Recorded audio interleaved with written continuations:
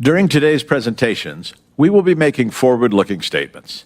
These statements reflect our views and expectations only as of today, and we undertake no obligation to update these forward-looking statements as a result of new information or future events. While we believe these forward-looking statements are reasonable, outcomes are subject to risks and uncertainties, so actual results could differ materially. Please see the Risk Factors section of our latest Form 10-Q for further information about risks and uncertainties. Additionally, unless otherwise stated, excluding revenue, all financial measures discussed in this presentation will be non-GAAP. Please refer to our disclosures on why we use non-GAAP financial measures and the reconciliation of these non-GAAP financial measures to their most directly comparable GAAP financial measures in the presentation section of our Investor Relations website.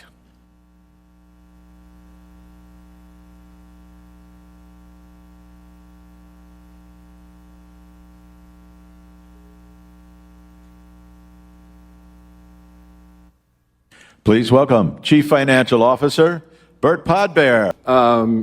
To our biggest Fal Con event ever. Really excited that all of you were able to make it, and on behalf of the whole team, welcome. Hopefully you've had a chance to hear Mike and George and their keynotes. There was a lot of information with respect to those keynotes.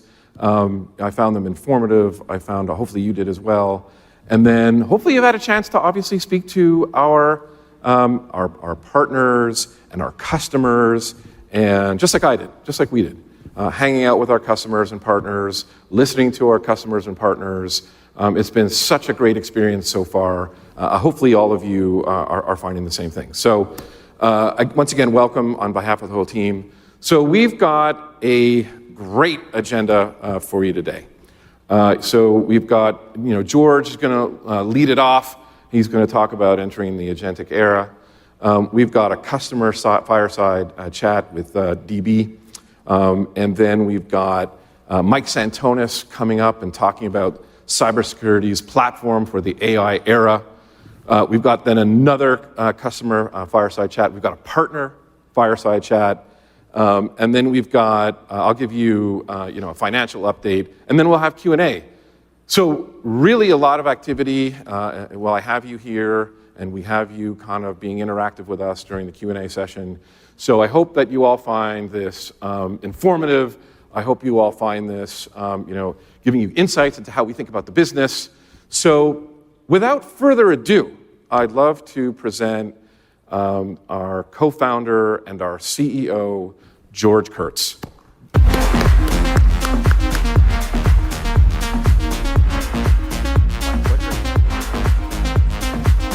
How you doing?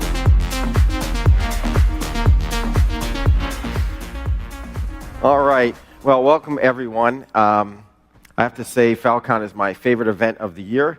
And not only do we get to talk to our customers, but we get to talk to the investment community and go through why we're so excited about CrowdStrike and the market opportunity in front of us. So without further ado, I'll jump into the conversation here.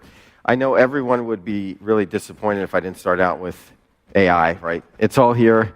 Obviously, there's lots of buzzwords that are out there, but I really want to dive into what it means for security and what it means for our opportunity. Mike, if you saw the keynote earlier, talked about speed, right? It was days and days and days of attacks. It became weeks.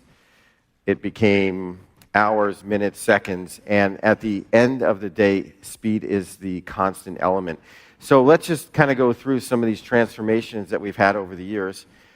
Some of you, like myself, were probably old enough to remember this stuff, right? 80s to 2010. It took 30 years for the computer transformation, the cloud transformation, 2010, to when I started the company, to present, really, 15 years. And AI transformation, I think it was a really interesting stat. 100 million users OpenAI in just a couple of months after it was actually released. So when we think about where the whole industry came from, right, it was megabytes to terabytes. It was terabytes to zettabytes. And I have a new one for you, I think, zettabytes to ronabytes. And if you've heard of ronabytes, let me know. I had to look that one up myself, but it's a million times bigger than the one before it. So lots of scale that's going on, and AI really is transforming the world. We've seen all these mega deals happen. We see what's going on with compute and obviously with GPUs. And one of the interesting conversations I had with some of the folks was really around sort of lack of power that's going to make all this work. So all the chips in the world, all the security in the world, will still need the power to make all this actually work. But for me, it really is about this transformation in data, a transformation in certainly opportunity for the adversaries to innovate as the earliest adopters. Some of the things that we've seen are incredible. Mike went through a few of the attacks.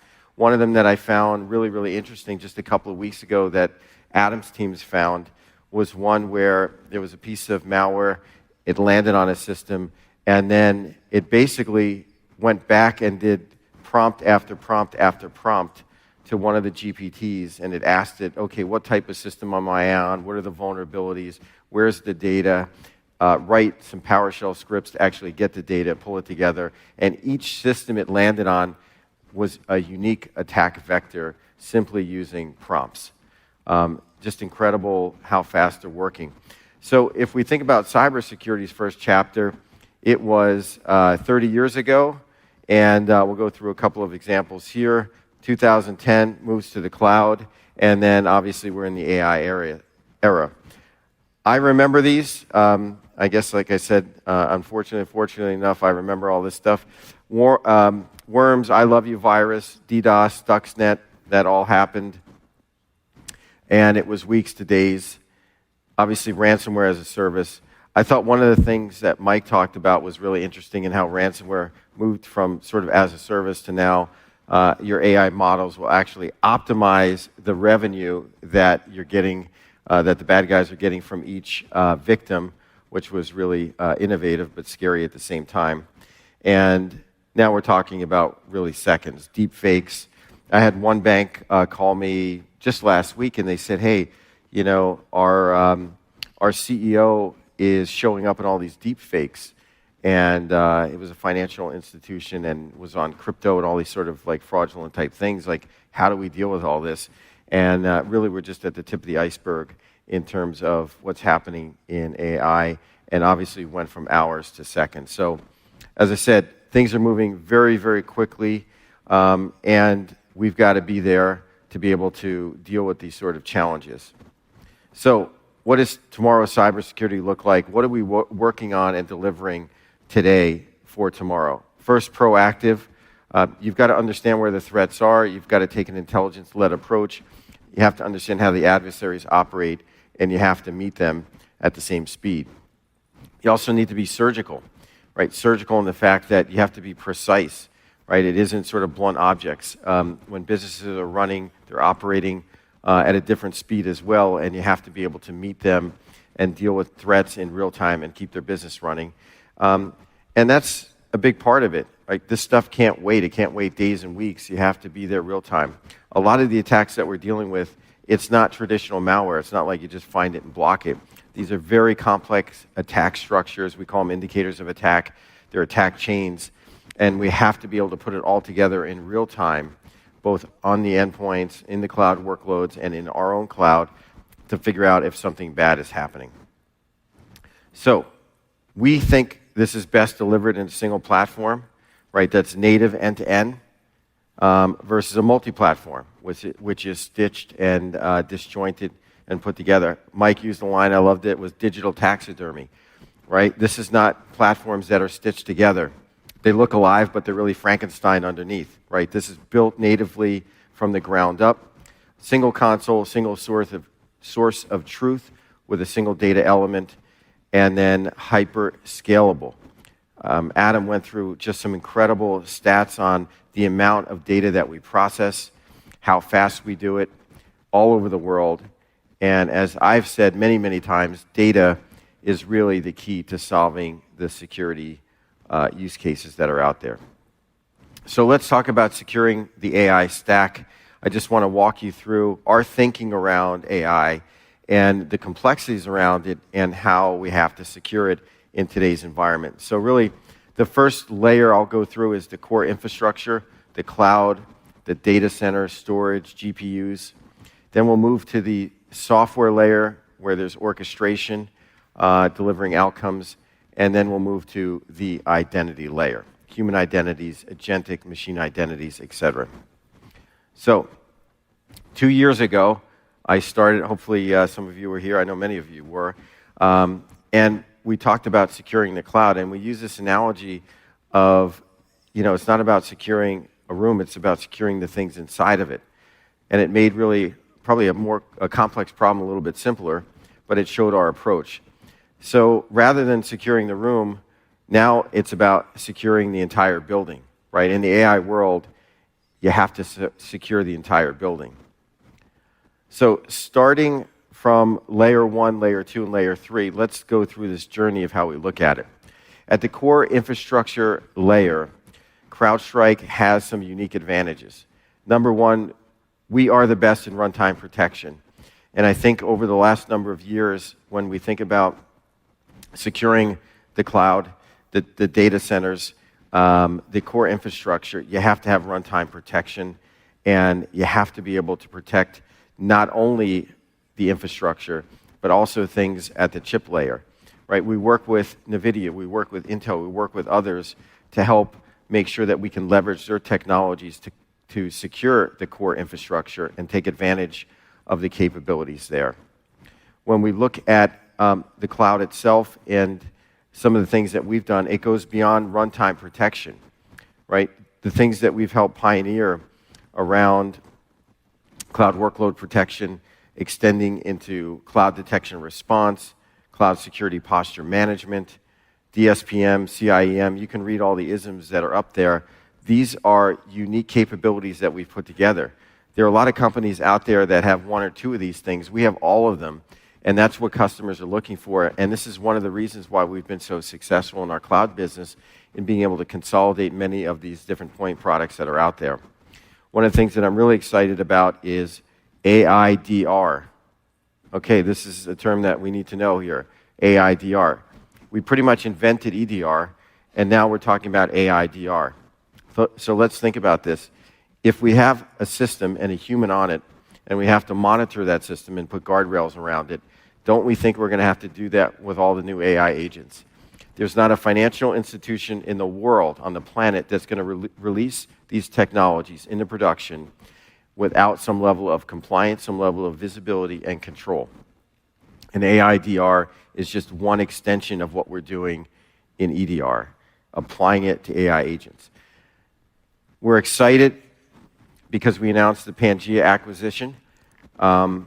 We looked around at a lot of technologies and companies that are out there, and we liked Pangea for a couple of reasons. What do we normally buy?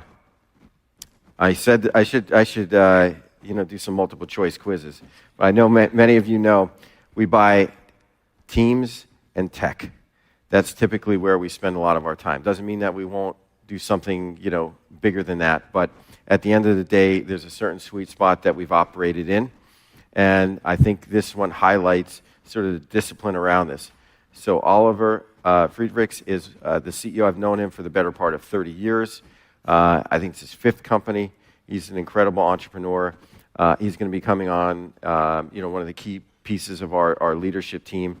And from my perspective, they've got amazing technology. There's lots of companies that say they do this in terms of prompt injection and data leakage and governance and guardrailing these sort of techniques.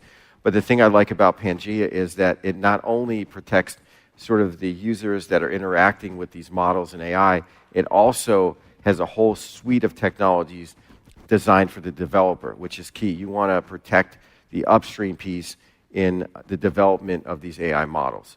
So you'll hear more about that a little bit later. We'll move to the software layer, right? So you've got ASPM, EDR, our enterprise graph that Mike talked about, data security, right? This is our beachfront real estate. This is really where we've operated for a long time, and with some of these newer capabilities, particularly in the cloud, it's been an incredible journey for our customers to see time and time again how we've continued to innovate, how we've continued to help them consolidate on one platform, and solve their security software layer challenge. The unification of all of this comes with our new UI. Mike talked a little bit about it. We've been working on this for the better part of 2 years. But it really pulls all of this data together, and it unifies sort of the agentic security experience.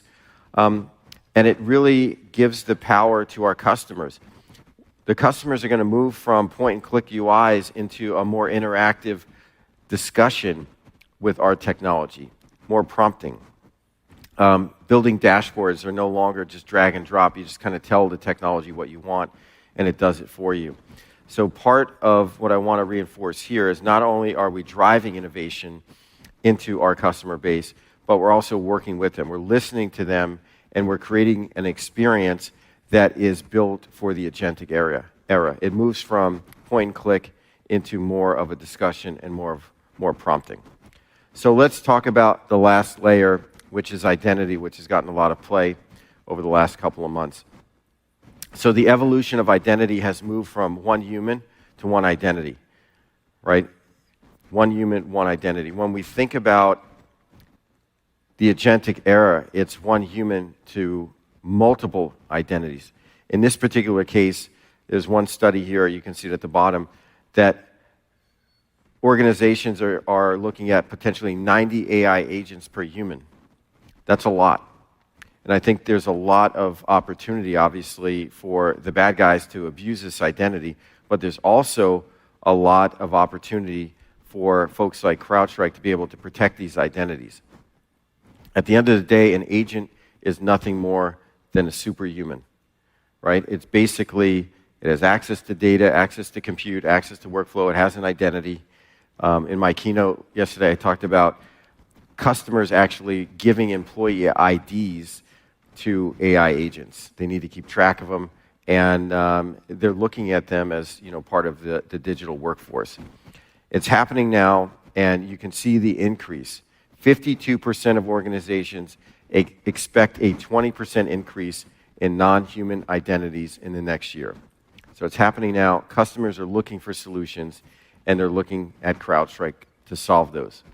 So what is the AI agent transformation risk? Where are we today? Well, as I said, they have access to data, apps, infrastructure, but it's also human-bound. Now, what do I mean by that? Well, we put all this training data together. We train on massive data sets. You've seen how many GPUs and data centers and power it takes, but it's actually human-bound, right? It's human-bound because it's human data that created it, and it's bound by the human IQ. And really, what we're moving towards is more machine speed with agents talking to agents and sort of this unlimited potential to go beyond just the human intelligence. And this is really where it gets exciting. So in the simple version that you might be looking at, it's like, well, you have an agent that talks to some data, you get a result. It's going to be way more complex than that. It's going to be agent talking to another agent that talks to data, that talks to an MCP server, that ultimately brings back data and creates a workflow. So all of this rich technology is going to require security to go along with it. So today, human-bound complexity. Tomorrow, limitless, unbound complexity. And we need to be there for our customers, and we need to be part of this journey. Securing AI's identity layer, SaaS misuse, AI misuse, permissions, malicious insiders, credentials. These are all things that we prevent against. Mike's going to talk a little bit about identity and what we've done there with our next-gen identity technology. But we were in this game since 2020. If you remember, we did an acquisition of Preempt, which was, I think, really forward-leaning, which built a massive business just in the ITDR space. We've extended that into PAM. We've extended that into just-in-time access for our customers. And that really is the future of identity. So we're in the right place. We've been doing this for a long time, and we continue to expand out the capability. And for us, with a more modern technology, we are the protector of AI agents. The technology we built in-house, and now with Pangea, this is modern technology, not legacy technology that was built for a different period of time. So we're in the right place at the right time with the right technology. This agentic revolution represents, in my mind, a greater than 100x opportunity for CrowdStrike. We had the first era. Why did I go through all this, sort of walk down history lane? When I started the company, we were protecting computers and PCs. Then we moved to the cloud, and I stood on a stage like this and said we have a 10x opportunity as cloud workloads move from on-prem into the cloud. And now I'm standing here and I'm telling you, in my mind, my heart of hearts, I believe it's a 100x opportunity going forward. If you think about what we did for security on endpoints, in the cloud, protecting these identities, these workloads, AI agents are going to be everywhere. You're going to have a 10,000 person company that has 1 million AI agents. Guess what? They're all going to need protection. They're all going to have identities. They're all going to have access to data. They're going to need AI DR for all those agents. You're not going to deploy an agent without an AI DR. Today, I wish everyone was a customer here. Not everyone is a customer. We can help at the end. We've got POs in triplicate. Just press hard.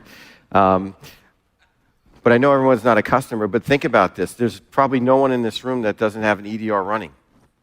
Right? I started the company in 2011. There was no EDR. It didn't even have a name. And I'm telling you, there is going to be an AI DR plus other protection for every AI agent. It's going to be needed, and compliance is going to be one of the big drivers. So CrowdStrike is really leading the AI revolution, and the arms race is right now. I talked about getting to security AGI, right? The whole industry is focused, the whole sort of technology industry is focused on AGI. I think there's an opportunity to get to security AGI. I laid out our view of building the first security AGI, where you've got a human analyst, right, in level 1. This maps to my driving analogy, right, into autonomous vehicles, where a level 1 analyst has some assistance, a level 2 has some partial automation, your cruise control, you've got level 3 conditional autonomy, you got high autonomy in level 4, and then at some point, the guy's in the back of the car reading a book and the car has no pedals and just drives itself. This is where we're going in the SOC, and it isn't about humans going all out the door. It's about humans going up, not out. Mike said it best. And just like every time in the Industrial Revolution, people thought, well, geez, I'm going to be out of a job or I'm going to be doing something else. There's another explosion of opportunity and productivity that takes place, and this is what we see in security. So yes, there will be efficiencies. Yes, there will be gains, but we'll allow people to do what they do best, and we'll allow the agents to do what they do best. And this, in my mind, is something that customers demanded. I went through this yesterday. I talked to a bunch of customers. We had a customer dinner last night, some of our biggest and best, and they were like, this is what we've been waiting for. Like, they have to literally throw out their SOC and reimagine it. It's like burning the bridges, right? At some point, you just have to go like, hey, we're going there, and we're not going to be using this old antiquated technology and views around it. So that's a little bit about AI, automation. If you can have an autonomous taxi driver, you can have an autonomous security analyst. And CrowdStrike is really focused on being in the forefront of delivering that to our customers. So why do we think we're going to win this? I get back to my data comments. Data, data, data. This is the foundation for solving security. It also happens to be the foundation for AI. It's the fuel that makes AI run. And I like to say we're the Reddit of cybersecurity. Now, it's a big statement, but you kind of get where I'm going with it. Why are we the Reddit of cybersecurity? Why do we think we have the best training data? Well, guess what? The telemetry that we get is extraordinary. The pure amount that Mike talked about, the trillions of events, the amount of detections and attack patterns that we see across the globe. We've been doing this for the better part of 14 years. Our Fal Con Complete MDR, sometimes it's better to be lucky than good. We just happened over the last 10 years to be able to label all of this data. So every time our MDR service sees these interactions, when they take action, and when we look at these attack patterns, we annotate those, we label those. Well, guess what? That's human labeling, human training that's already done. We did it for 10 years. That went into the model, and we continue to do that. Our threat intelligence, we led the industry in threat intelligence. We did it differently. We took an adversary-centric approach. We've been doing this for a long time. We've got just a massive amount of security threat intelligence data. That goes into the models. And then guess what? We've got this professional services business. You guys see it. You monitor it. We always talk about how strategic it is, and it is. But we're at the tip of the spear of actually seeing what happens in all these breaches, right? We're there recovering. We're seeing the techniques. We're taking that data. We're putting that back in the model.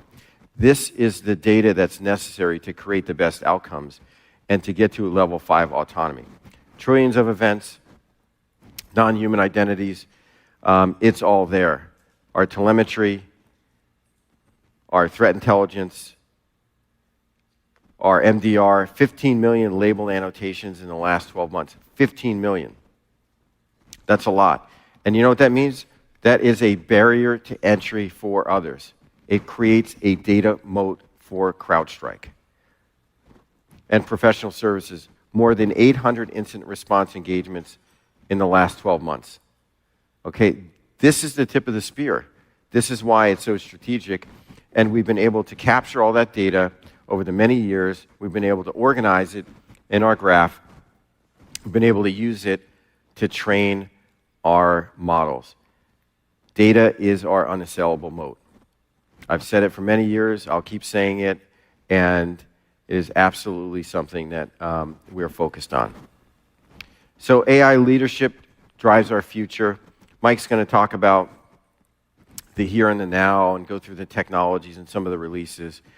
I really wanted to talk about, where we're going, where we're taking the company, and the opportunity in front of us.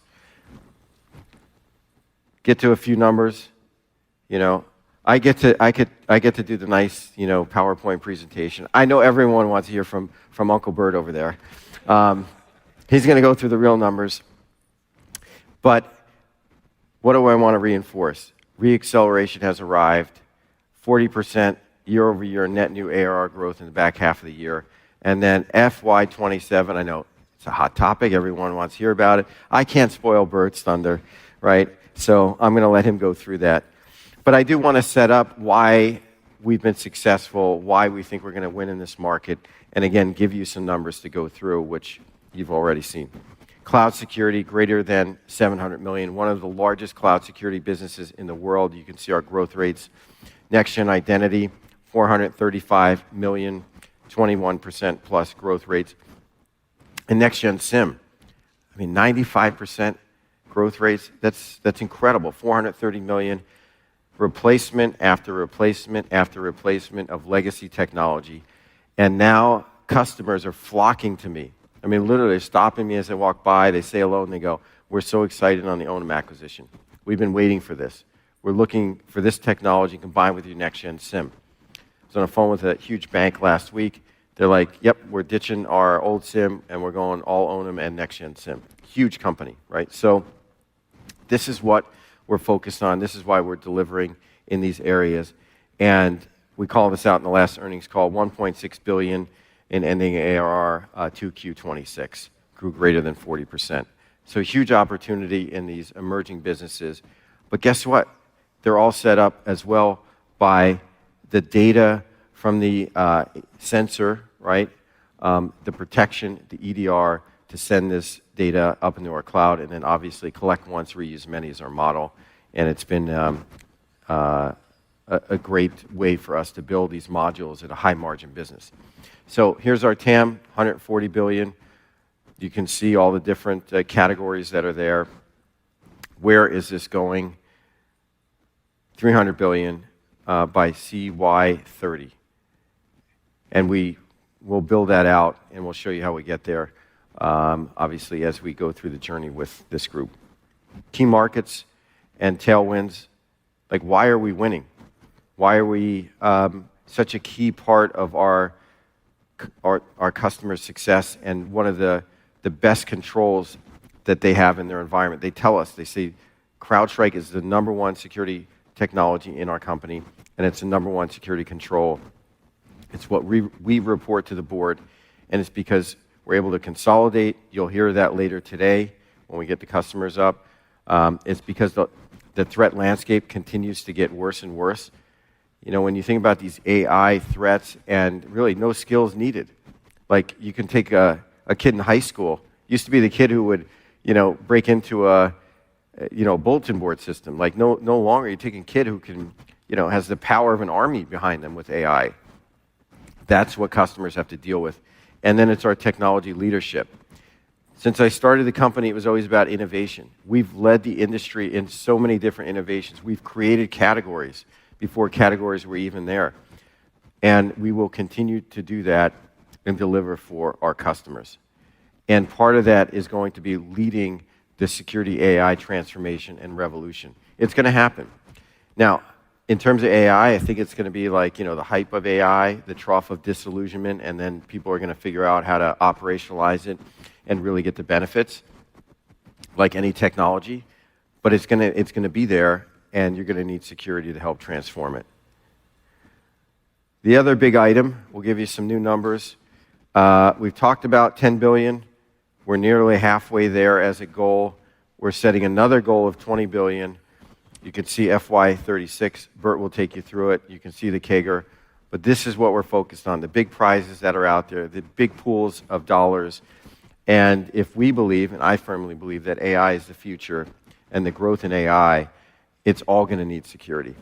And there's going to be things that we haven't even conceived right now from an AI perspective and a security perspective that we will be building and delivering on our journey. So I'll leave Bert to talk a little bit more about that. I wanted to also spend some time on Falcon Flex.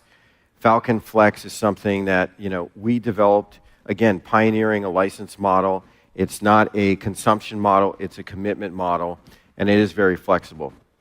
In fact, it's been so good that we've seen others copy it to the point where they can't even change the name Flex. They just throw something in front of it and call it Flex. Well, you know where it came from. Again, not only innovating in technology, but innovating in licensing and really working with our customers. We came up with it, but it was, hundreds and hundreds of hours with our customers going through it. I was personally involved. What do they want? How do they want it? How do they want to consume it?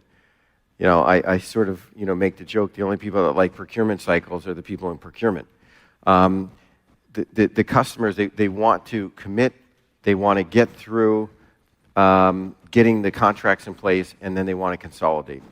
And as we've seen, 1,000+ Flex customers, 75% utilized in terms of the contracts out there, average modules per customer greater than 9, reflexes over 100, average reflex time 5 months in this cohort, and average ARR over $1 million, right? And we're only at really, the tip of the iceberg here.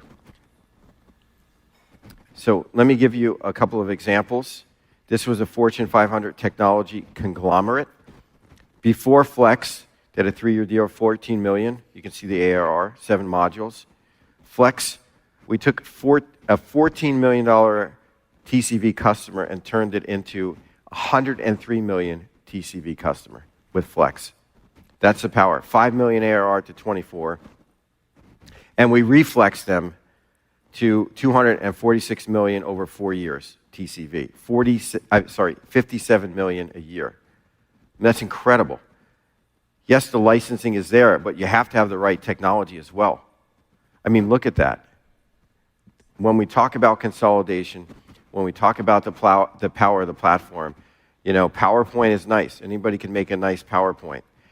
The proof is in the numbers. You can see the numbers right in front of you. All right, next up. Fortune 500 SaaS leader. Before, TCV over 3 years, 77 million. Flex, 120 million over 3 years.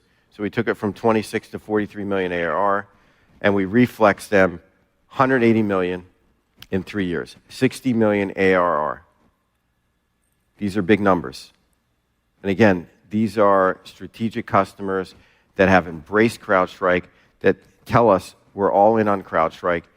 What more can you consolidate? Every time I see these customers, they say, well, what else can we take out? We're there to help them in that journey. When we look at the agentic era and we think about just the opportunity, billion cloud workloads, 2 billion human identities, endpoint, 2 billion devices, again, sort of the opportunity sets that we participate in, we think the agentic era is going to be an order of magnitude larger than that. AI agents, 150 billion. Again, if we're protecting the cloud workloads, and we're protecting identities, and we're protecting devices in sort of the current era that we just came out of over the last 10 years, what is the opportunity in front of us as we protect all of those AI agents? It's, as I said earlier, AI DR, all the guardrailing, all the protection, from model, from development, all the way to implementation, all going to need security. So I want to finish up with, again, what we've done, what we're focused on. The here and now, obviously we've got a huge business in many, many areas. Mike and Bert are going to go through that. But the opportunity in front of us as the protector of AI agents and the ability to deliver outcomes to our customers to stop breaches, I think is the best that I've seen in my career. I mean, I've been through a lot of these different trends, if you will. You know, when I started in security, I started before there were commercial firewalls, right? And I've seen all of these different trends, and I've seen security, companies come and be created. You go to RSA, they got 6,000 companies out there. There aren't many companies that can provide a holistic approach and a platform, leveraging data, leveraging AI, delivering outcomes that customers want, and helping them drive down the cost and reduce their complexity and get the outcome they deserve, which is stopping the breach. So with that, I will get wrapped up, and I want to thank everyone. I'll be back up for Q&A, and we'll talk soon. We'll hear from Mike and Bert. Thank you.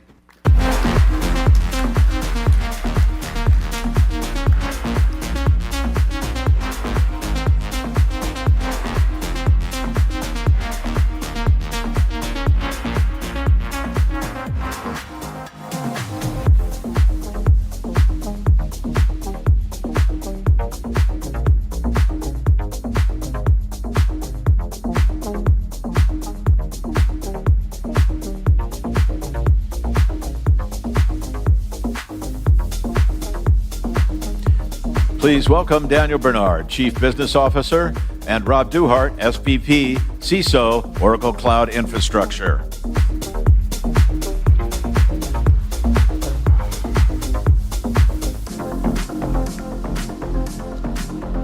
Well, good morning here, everybody. Thank you for making time to be here.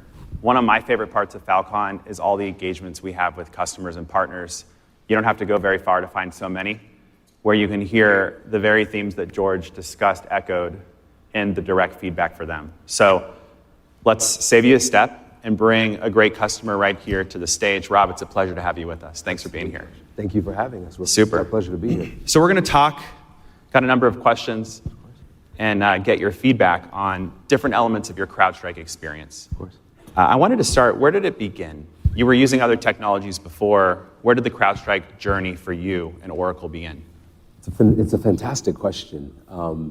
When I came to Oracle, as you said, we had a pretty diverse grouping of moderately effective security capabilities, right? And one of my first conversations with our CEO was, we need to stop thinking about the number of capabilities and start thinking about the efficacy and the value those capabilities were bringing.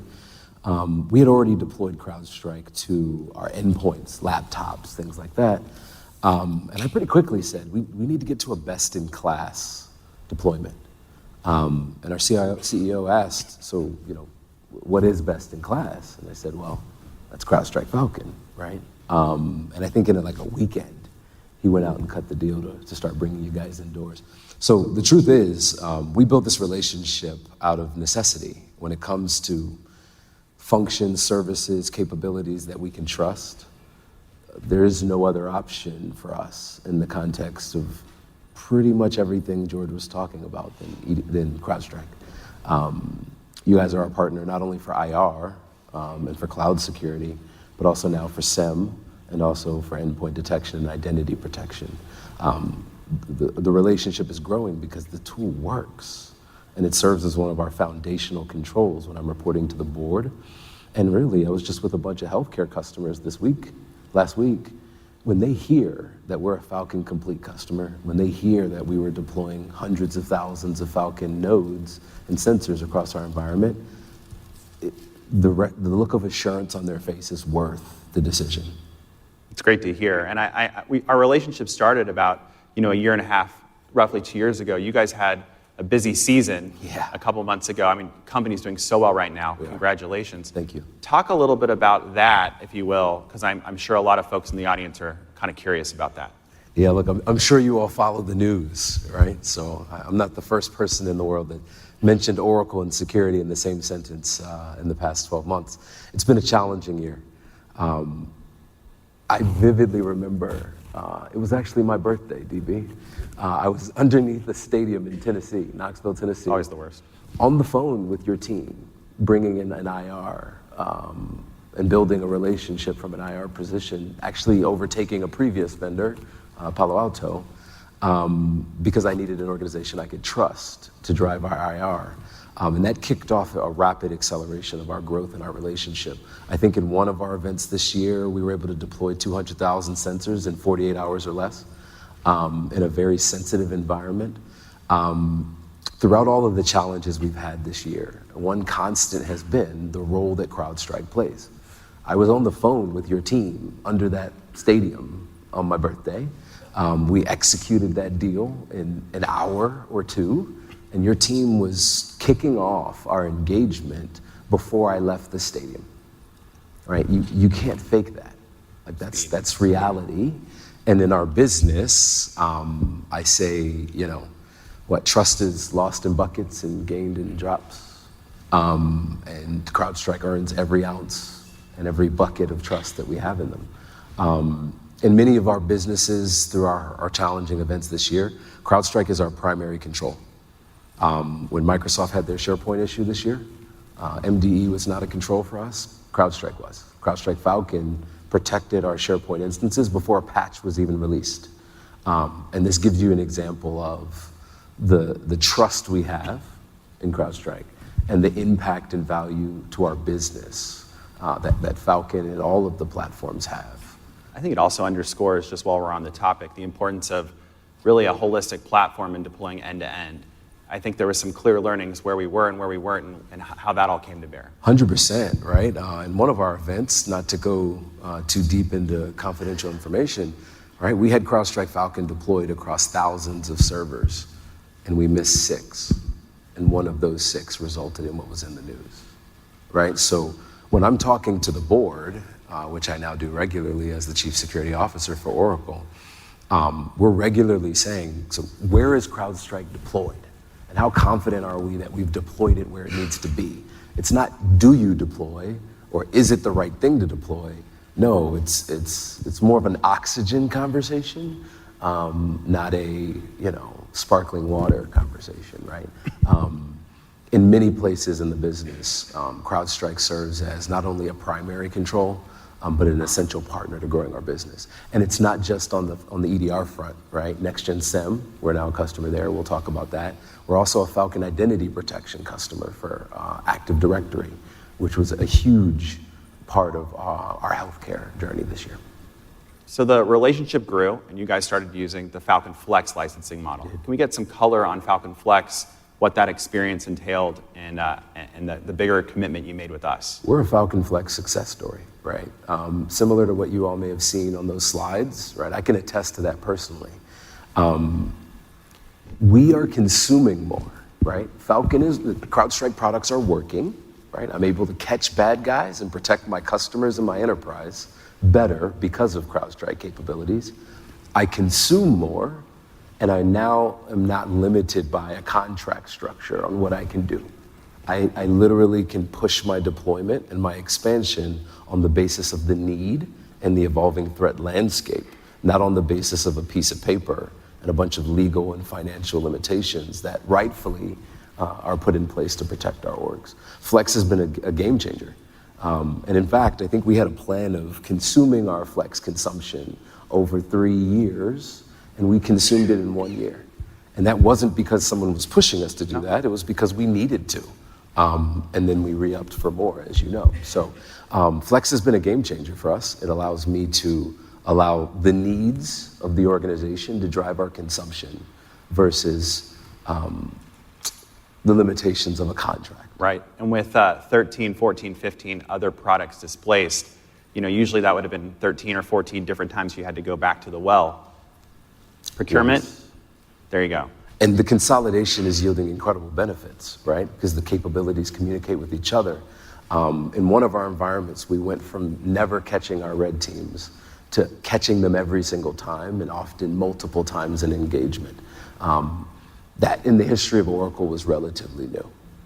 And we owe that to CrowdStrike. Good and to Next hear. Gen SIEM, Falcon, you name it. Yeah, a change for the better. Absolutely. Let's come and talk about some of the technologies that you've adopted. Of course.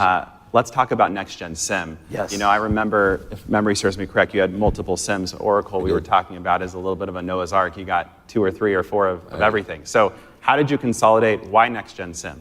It's a great question, right? We want, as a data company, right, an analytics company and a cloud infrastructure company, we understand the power and the value of data. We attempted to build our own, didn't work very well. We invested in a couple of other capabilities, but what we found is that they didn't offer me the ability to wage the war that I was in this past year, right? I've already joked and talked about the challenges we've had this year. In many ways, I was at war every day, and for lack of a better term, I told my leaders, I need guns that shoot. And Next Gen SIEM, hit the target every single time. And so it was more of a necessity. It wasn't even kind of a choice per se. You feed the paint with the hot hand, and Next Gen SIEM was the hot hand. Everywhere we put it, everywhere we deployed it, it allowed us to effectively mitigate risk and protect our customers. And so the displacement was relatively easy. The CrowdStrike team partnered with us on an engineering perspective to also make it easy, both from our own and from other competitors. And so we're excited to put our entire platform on Next Gen SIEM across every line of business. So we have that single pane of glass and the ability to collectively secure Oracle using one tool and one capability. Again, this is not a hard discussion or a hard decision point because it works. Imagine that. That's what we like to hear. But the consolidation and having all the data in one place is so critical. It is. Then how do you get the intelligence and the management out of it? And I think that's really where the conversation goes to Falcon Complete, the power of our agentic MDR. What did you see there as you deployed to all these different environments? The truth is, right, like most technology companies, we think we can do it all on our own. And we want to, right? Deep down, I have a 400-person SOC, roughly. I have like 5 of them, technically. And so we take a lot of pride in being able to do this work on our own. What we found is that with Falcon Complete, our analysts and operators were able to do their jobs better. So instead of them chasing alerts and chasing false positives, we were able to focus their energy on catching nation states, catching North Korean employees, right? Catching all of the more challenging elements of the business versus chasing JIRA tickets. That happened almost overnight when we deployed Falcon Complete. I think another piece of the MDR journey that's worth mentioning is my customers love that I'm a Falcon Complete customer. We had a very hard year for Oracle Health this year. But when I talk to them and say, this is what happened, this is what we did, and oh, by the way, we're 99% Falcon deployed across our entire environment, and we're a Falcon Complete customer, they all breathe a sigh of relief because they're Falcon Complete customers too. In fact, and this was not a part of what we talked about, there were a couple of times where I was talking to customers who wanted IOCs, and I was able to tell them, hey, I have one better. We're using Falcon Complete. We're using Falcon. We've already written these detections and signatures into Falcon. They're already in your EDR implementation. You don't have to do a thing. I don't have to give you IOCs. because of the way Falcon works, you get the benefit of all the hard work I've been doing with CrowdStrike behind the scenes without having to do anything. I mean, I think that really speaks to the core architectural advantage of the platform and the very notion that George talked about, collect the data once, use it many times, and the power of the crowd in real time, in production, when it actually matters the most. Game changer. Powerful. Now that you have all this data, it's all centralized in the Falcon platform. How are you thinking about your agentic security journey? You heard what George said earlier. What are you thinking when it comes to how you secure, how your organization uses Gen AI tools? Deeply exciting, right? One of the reasons we chose NextGen SIEM, I went on a world tour. I went to Palo Alto and looked at what they had. I looked at, all of the various vendors.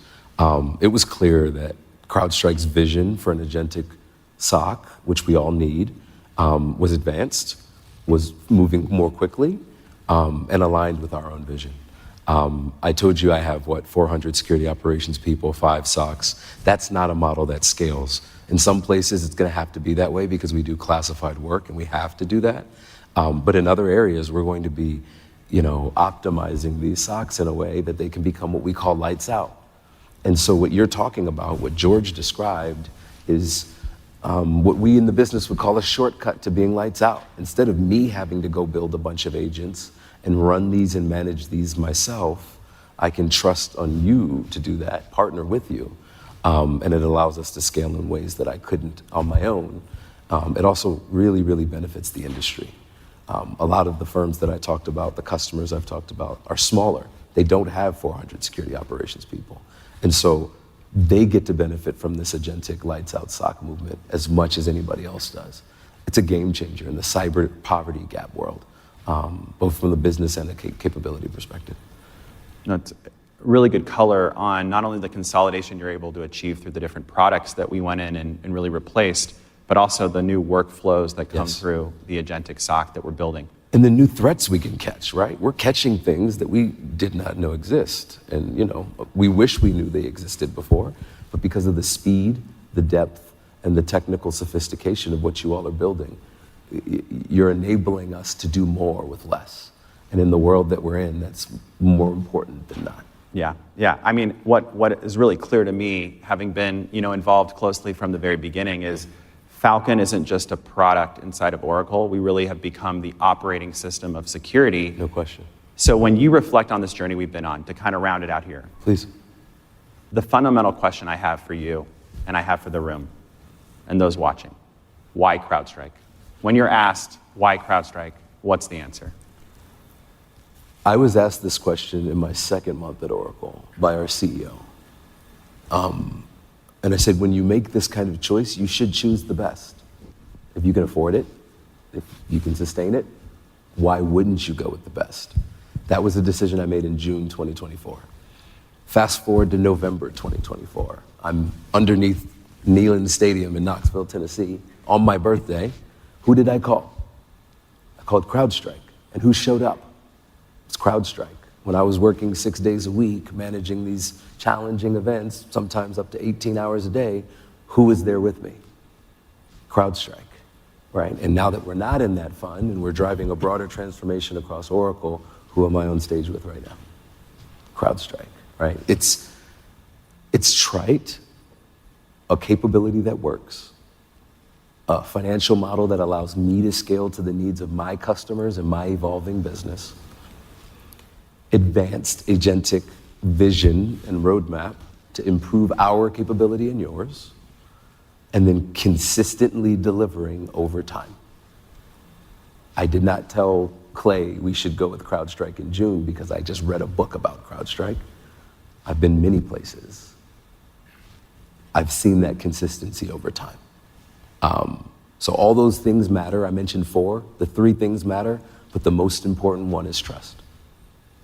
You earn that trust. Yeah, very powerful. I'm super proud of the journey that we've been on together. The results of Flex speak for themselves. The technology speaks for itself. The ROI speaks for itself. And most importantly, the outcome speaks for itself as well. And for what it's worth, I know the room, I make more money because of this, right? Like at the end of the day, my business is thriving more because I made this decision. I mean, it doesn't get much easier than that. I can't add anything on top of that. Rob, thank you. Thank you so much. I'm not paid to do this. It's just true. Thank you so much for coming all the way, for your time, for your trust, for your partnership, and for being such a great customer of ours. More to come. More to come. Thanks a lot. Thank you.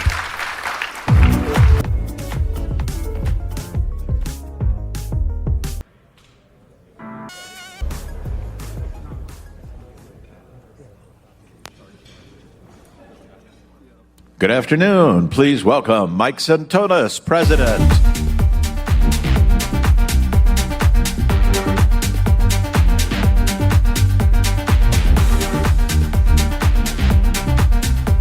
Alrighty, how are we all? Normally I get to say I'm between you and lunch, I'm between you and drinks. This one's even worse, I'm between you and Uncle Bert. So, I'll make sure that I keep on track and get through everything that we want to cover through. But look, really appreciate everybody being here. I know a lot of people were in the session that I did this morning. I will cover a couple of similar demos. I will go through a lot of new ones because there are a lot of other things that we are announcing tomorrow. And not everybody will be here, so I want to make sure everybody gets to see them and really want to build out some simple concepts that George talked about yesterday and in his session earlier today in this room. Some of the things that I talked about around building cybersecurity platform for this next era that we are in right now. And I think to focus on our next and an incredible chapter in our organization. So George talked about it earlier. Bert's going to go into a lot more detail. And to show you just how confident we are, we're putting a new stake in the ground. And that is, when we first laid out our path to $10 billion, we were at 2.9 billion in ending ARR. Since then, we've grown considerably, and we're talking about this new opportunity that we have ahead of us. A path, a new course to $20 billion in ARR. To drive this growth, we're extremely confident in a number of things. In our rapidly emerging businesses with Next-Gen SIEM, with cloud, with identity. But this next evolution, Falcon for IT, data protection, modules that we've talked about this week, building out exposure management, new patch capabilities. But really what gets us incredibly excited is this opportunity to transform cybersecurity with new outcomes leveraging AI. Obviously, everyone's talking a lot about AI at the moment, but one of the things that I wanted to really put across in my keynote this morning to the main stage was just the benefit that this technology can give us in a very easy way that is available today.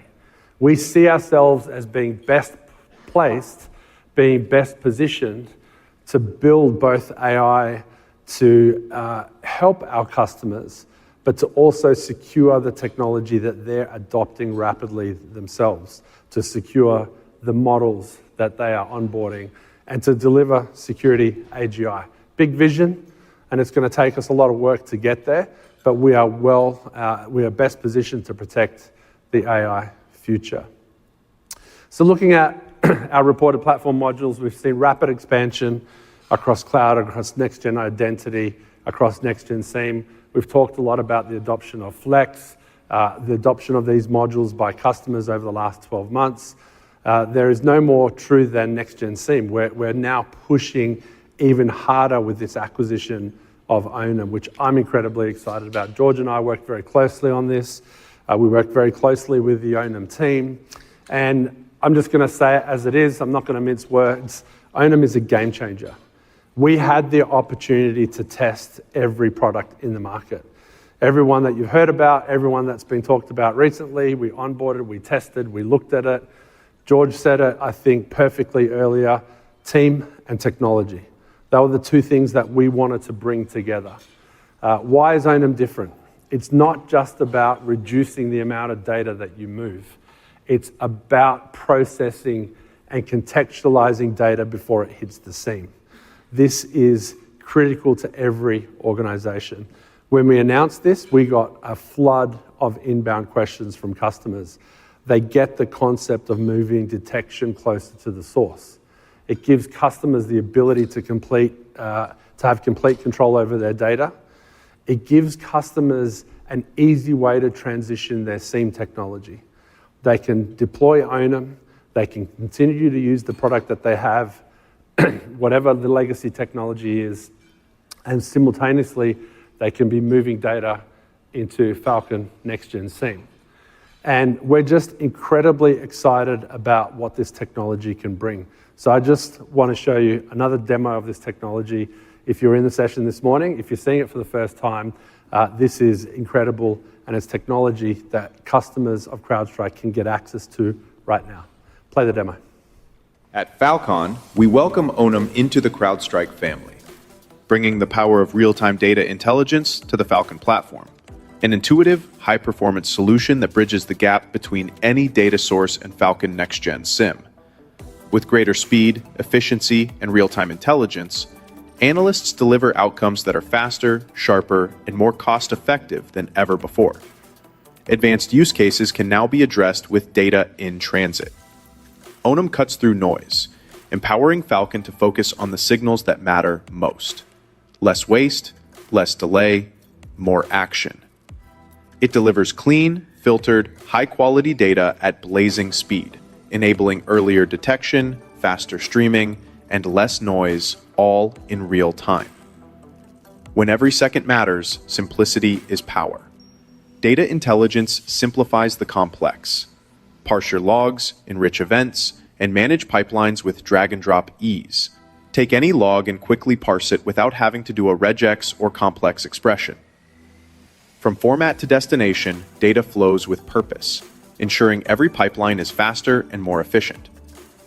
With real-time in-pipeline detection, you can accelerate incident response by up to 70%. And smart filtering can cut data storage costs up to 50%, delivering more power with less overhead. Onum was purpose-built for scale, ensuring that as your data grows, every decision becomes sharper, every response faster. 5 times faster than its nearest competitor, redefining performance where milliseconds make the difference.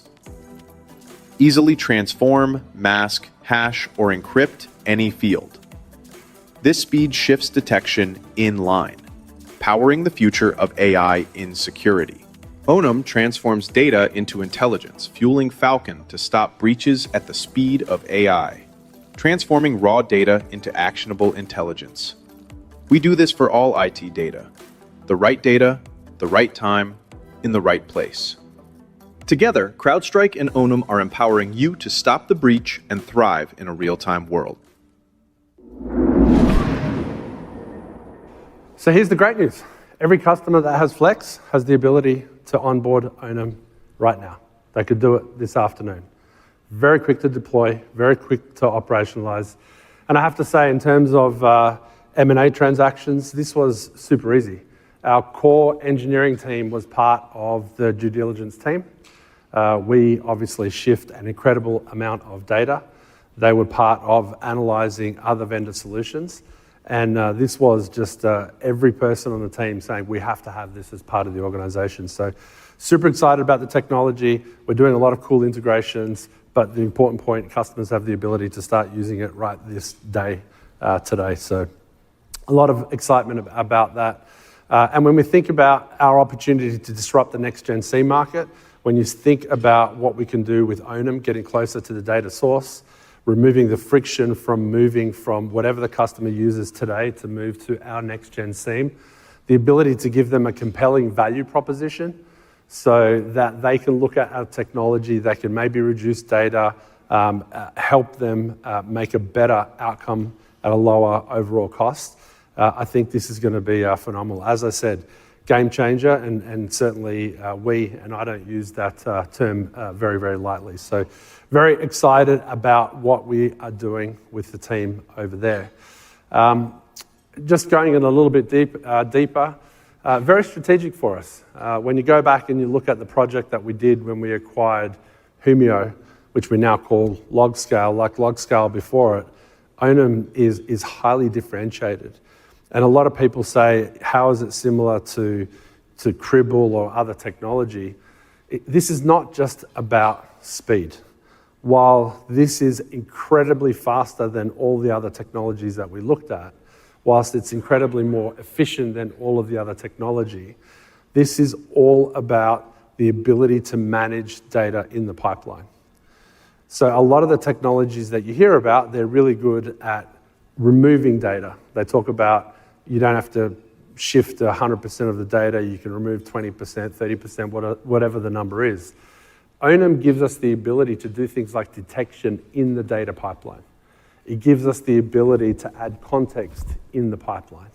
It gives us the ability to add other sources from other vendor technology in the pipeline. And ultimately what that means is we can manage data before it actually gets to our SIEM platform, whilst creating efficiencies and helping customers manage costs. So really, really excited about what we can do with the technology there. And obviously I've said it a couple of times, but removing friction to move to another SOC technology, because that's the biggest thing that people will ask. If I have to move from whatever I am using today over to Falcon Next Gen SIEM, how do you help me remove the complexity? This is the answer to that question, to be clear. So switching gears a little bit, we've talked a lot about AI. Everybody's talking a lot about AI. We've been spending a lot of time focusing on this. And I will say we've been spending a lot of time focusing on this for the last 10 years plus. When George started the company, it was a company founded on the principles of the benefits of AI. We used that technology to solve a problem with malware, with ransomware, with complex attacks.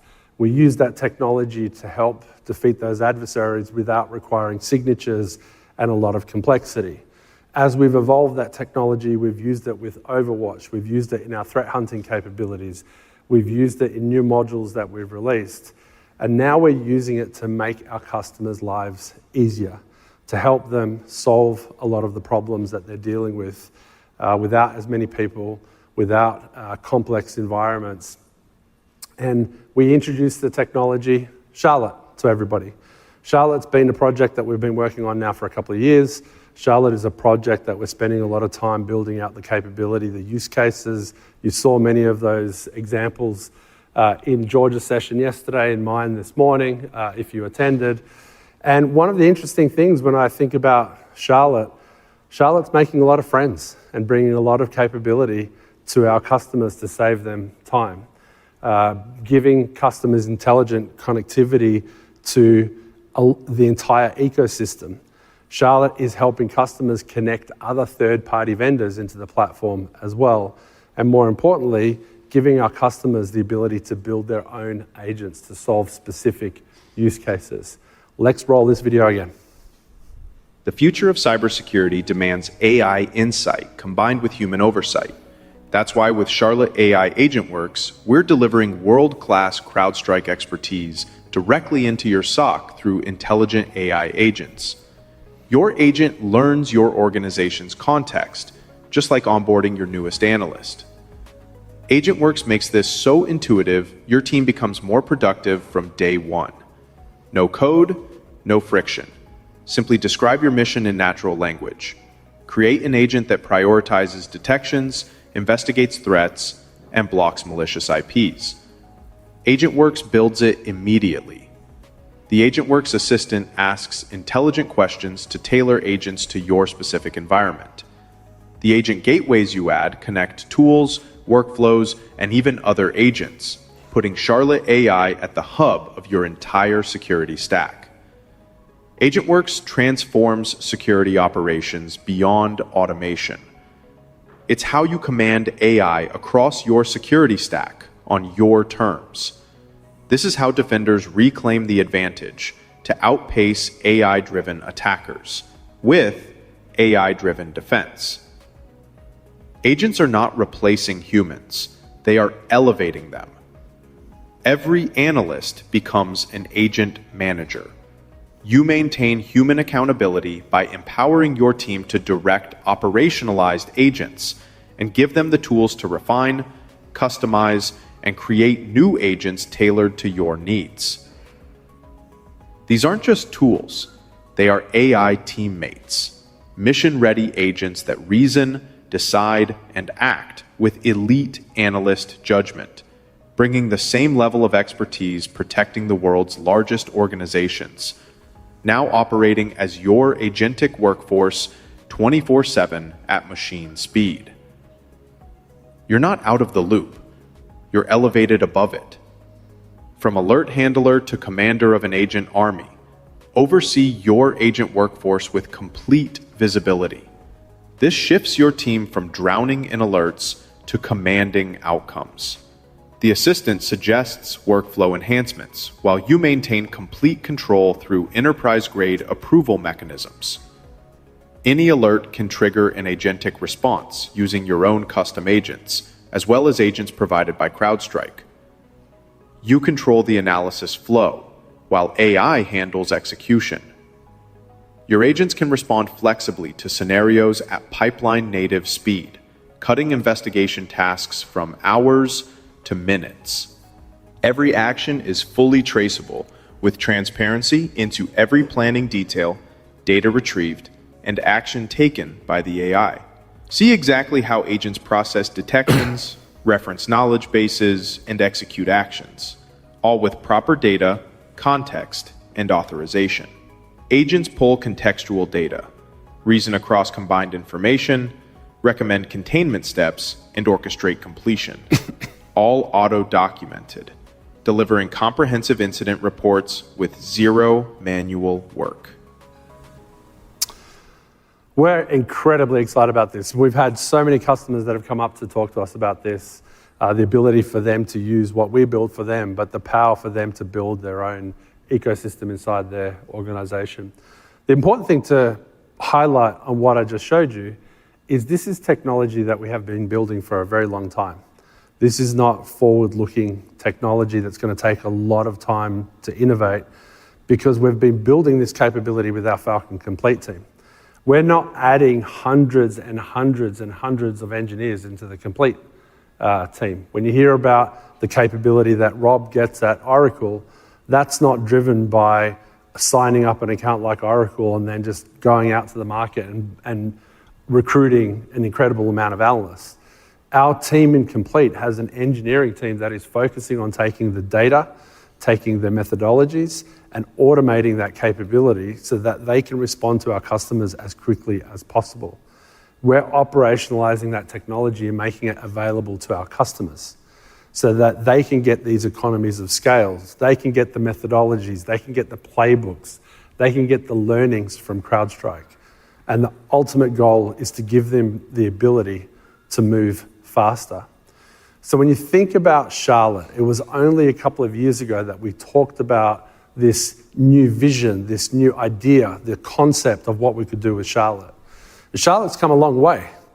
You know, when we talked about Charlotte, this was in the infancy of things like Gen AI and large language models, which really in many ways have become old news already.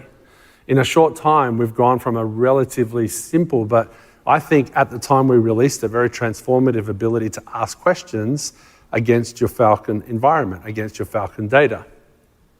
Now we're working with Charlotte, and Charlotte is doing things for you. As George laid out, our goal is crystal clear here. Our goal is to turn Charlotte into a security superhuman capable of driving our mission to stop breaches faster. Again, let's roll the next video. Charlotte AI can now generate Fusion SOAR workflows from natural language, making it easier than ever to build inspectable, reliable SOAR automation. SOAR workflows' deterministic execution is a great fit for modeling policies and business processes, especially when combined with Charlotte AI agents that inject intelligence into individual steps in the workflow. Charlotte AI searches the Fusion content library, finding the appropriate triggers and actions for the task at hand. The results of those searches are inspectable as response details, allowing users to see exactly what the AI saw as it worked through the problem. The resulting workflow can be saved as is, amended conversationally with Charlotte AI, or opened in Fusion for manual editing. A future release will bring this new agent directly into the Fusion workflow editor, providing seamless collaboration between the SOC engineer and Charlotte AI. What was previously many steps in a workflow to triage and investigate a detection is now simplified with Charlotte AI, allowing security teams to build agentic workflows that automatically generate actionable cases in real time. Each case is dynamically populated with Charlotte's analysis in clear natural language. Agentic workflows enable SOC analysts to respond to detections at machine speed, reducing mean time to triage and mean time to response. So, very powerful technology. Legacy security architectures, legacy vendors talk about SOAR. Modern security architectures, modern vendors talk about hyperautomation. What you just saw there is Charlotte having the ability to automate anything in your environment. Grab a hunting playbook, analyze my malware. These are things that are not easy tasks. The number of people around the world that know how to reverse malware is getting smaller and smaller and smaller. Charlotte has the ability to reverse engineer your malware, to tell you what's in it, to pull down threat hunting reports, to tell you if there's an adversary that's leveraging this, to send a Slack to the security team, to network contain the machine, to create a forensic playbook, and to do it all dynamically. Hyperautomation in the core platform is part of what Charlotte has the ability to do. This is the demo that we're showing down in the hub, and what customers are getting extremely excited about, because they can ask Charlotte how to do it in natural language. They don't need to be the expert to do any of those steps that I talked about, which is incredibly exciting. And all of this comes together with a new UI. You can't do this with old UIs. We're doing a ground-up rewrite of the entire platform. The platform that has the ability to be tailored for every user. If you're an entry-level user, if you're a reverse malware analyst that I talked about, if you're a threat hunting organization or group, if you're the largest enterprise to the smallest SMB, the platform comes together and operates in a way that meets your requirements. It's not just a new user interface, it's a modernization of the entire platform. It's a multi-year project that we have started. It's a project that will continue to move forward. It's changing all of our modules. It's getting them closer together. And we're really excited to show you what we've just released and showed as a release candidate to our customers. Roll the next video.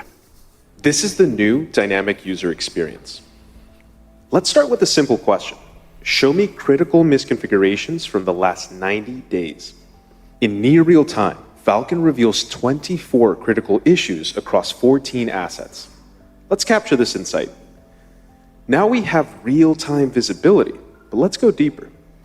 Watch as Falcon quickly maps these issues to specific CIS controls.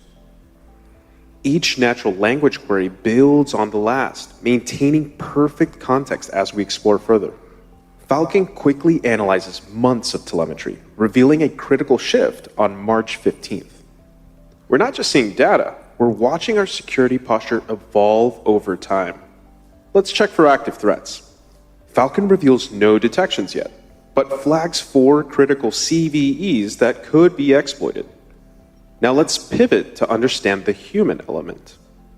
In seconds, Falcon maps privileged access patterns against our compliance drift. Perfect. Now we can visualize these access patterns.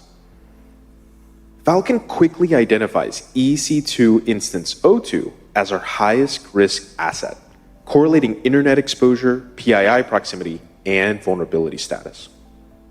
Each insight is building upon the last. No context switches, no complex queries, just fluid exploration of our security landscape. This is exactly where we need to focus. What remediation should I prioritize? Falcon helps build our action plan, prioritizing 2 critical CVEs and 3 CIS benchmark misconfigurations, 1 set of remediations that will resolve 12 security gaps and 2 potential attack paths. We are transforming insight into action. With 1 command, everything we've discovered comes together in a comprehensive security view. We can refine our visualization just as naturally. The same natural language that drives our analysis also controls our interface. Watch this. We're about to transform our interactive analysis into automated intelligence. In seconds, Charlotte creates an automated analyst that can replicate this entire investigation across any part of our infrastructure for any period of time. Now just think about that. We just turned a complex security investigation into an automated capability using nothing but natural language. Now let's put this agent to work. Charlotte knows exactly what we need. And here's the finishing touch. We can also use this agent to create a monthly executive summary report. Falcon automatically schedules a comprehensive monthly report, translating our technical findings into executive-level insights.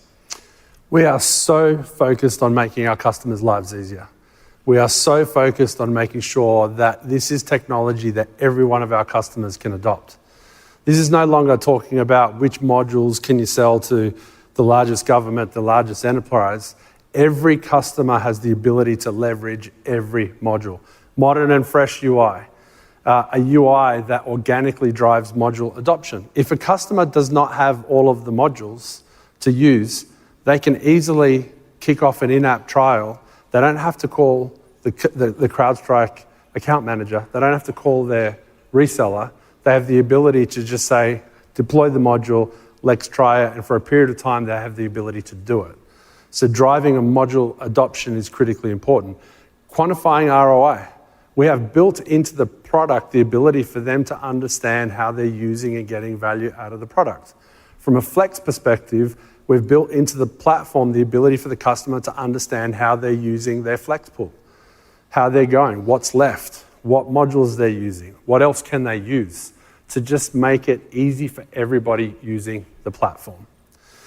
But the foundation to all of this agentic innovation is world-class security.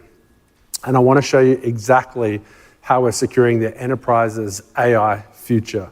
You heard about us talking about Pangea. Again, another organization that we were incredibly excited to work with. Team and technology. This technology, together with what we have been doing, really completes our AI security stack. I believe it sets us further apart from the competition. Again, technology that we looked at everybody in the market. We looked at all of the different vendors that we've all been talking about. Some of those vendors that have been talked about by other security players use features, or maybe I should say used features from Pangea because of the architecture that they have built. Let me show you why we think Pangea is so special. Roll the next video. Everything starts with visibility. Pangea provides visibility for your browser, applications, gateways, AI agents, and public cloud. Let's dive into browser visibility to gain real-time awareness on your workforce's usage of AI. Here we'll integrate with the Chrome extension. Once created, it can be deployed to all endpoint browsers where AI traffic is streamed through Pangea's AIDR, where AI activity patterns can be viewed. Here we have the visibility view. It gets us a quick understanding of which users in your environment are using any AI applications or models. You can drill down into specific applications and users to gather their token counts, event counts, and policy-enforced detections. Once you have a better understanding of AI usage in the enterprise, you can swiftly create policies to manage AI usage in the workforce. Within Pangea's Policy Manager, you can easily enable policies to enforce conditional access control to your various AI applications. You can also use natural language processing to simply envision and execute your rule creation in seconds. These access control rules allow you to govern which users can access which AI applications at scale. But this goes beyond user to application controls. Pangea also empowers AI security with granular prompt detection and prevention capabilities. You can detect and prevent malicious jailbreaks and prompt injection attacks. Pangea also includes content patterns for confidential data, PII, language and custom topics, custom entities, and even code. With AIDR, Pangea offers tremendous flexibility between blocking, reporting, and even data transformation. Flipping on Pangea's sandbox capability, administrators can enter in sample prompts and test the efficacy of the policy before it's deployed in production. Once your policies have been deployed, the visibility view will show the administrator newly surfaced detections with the same filtering capabilities shown before. Filter by apps, users, models, and gain visibility into what detections were triggered by each policy. So when I talk to customers, the three things that they talk about to me, we're building AI, how can you help us secure it? We're building AI, how can you red team it? So what services do you have and what research do you have? And our organization is adopting the use of AI, how can we do it safely, securely? When you think about what we have with our endpoint technology, with cloud, with data protection, and now with Pangea, bringing in a complete suite of AIDR, it means that we can help an organization with all of the endpoints that they use, with all of the cloud workloads they use, with all of the cloud instances, the services that they use, and with all of the AI technology, we have the ability to give them one platform to see everything going on inside the organization. Just to make sure that we're all clear as to why we believe we have that complete solution, we have browser extensions to make sure that wherever the user tries to access AI, we have full visibility. We have the sensor that provides that capability. Imagine a world when we connect our browser extensions together with a sensor. However the organization is trying to leverage this technology, we have the ability to give them visibility, control, governance, and security, all with the same platform that we've been talking about for a very long time. So super excited. So as I start to wrap up, excuse me, one that we've been working on, I think George said it really well, since 2020, is what we are doing in the space of next-gen identity. We know that's where the adversaries are going. We know where a lot of the issues are. We've been really focusing on pioneering the ITDR space, identity threat detection response. We've been building out identity into many of the other parts of our platform. As you all know, earlier this year, we released our first PAM capabilities. We added just-in-time access. It was another new module. It was the ability for customers to give just-in-time access to any user or service that needed to get access to the organization, solving a critical problem for our customers. But we're now starting to think about how do we move into this new AI era by providing identity security for non-human identities, for devices, for services, to make it a simple feature for all customers. We're reinventing login security with built-in phish-proof MFA in the platform.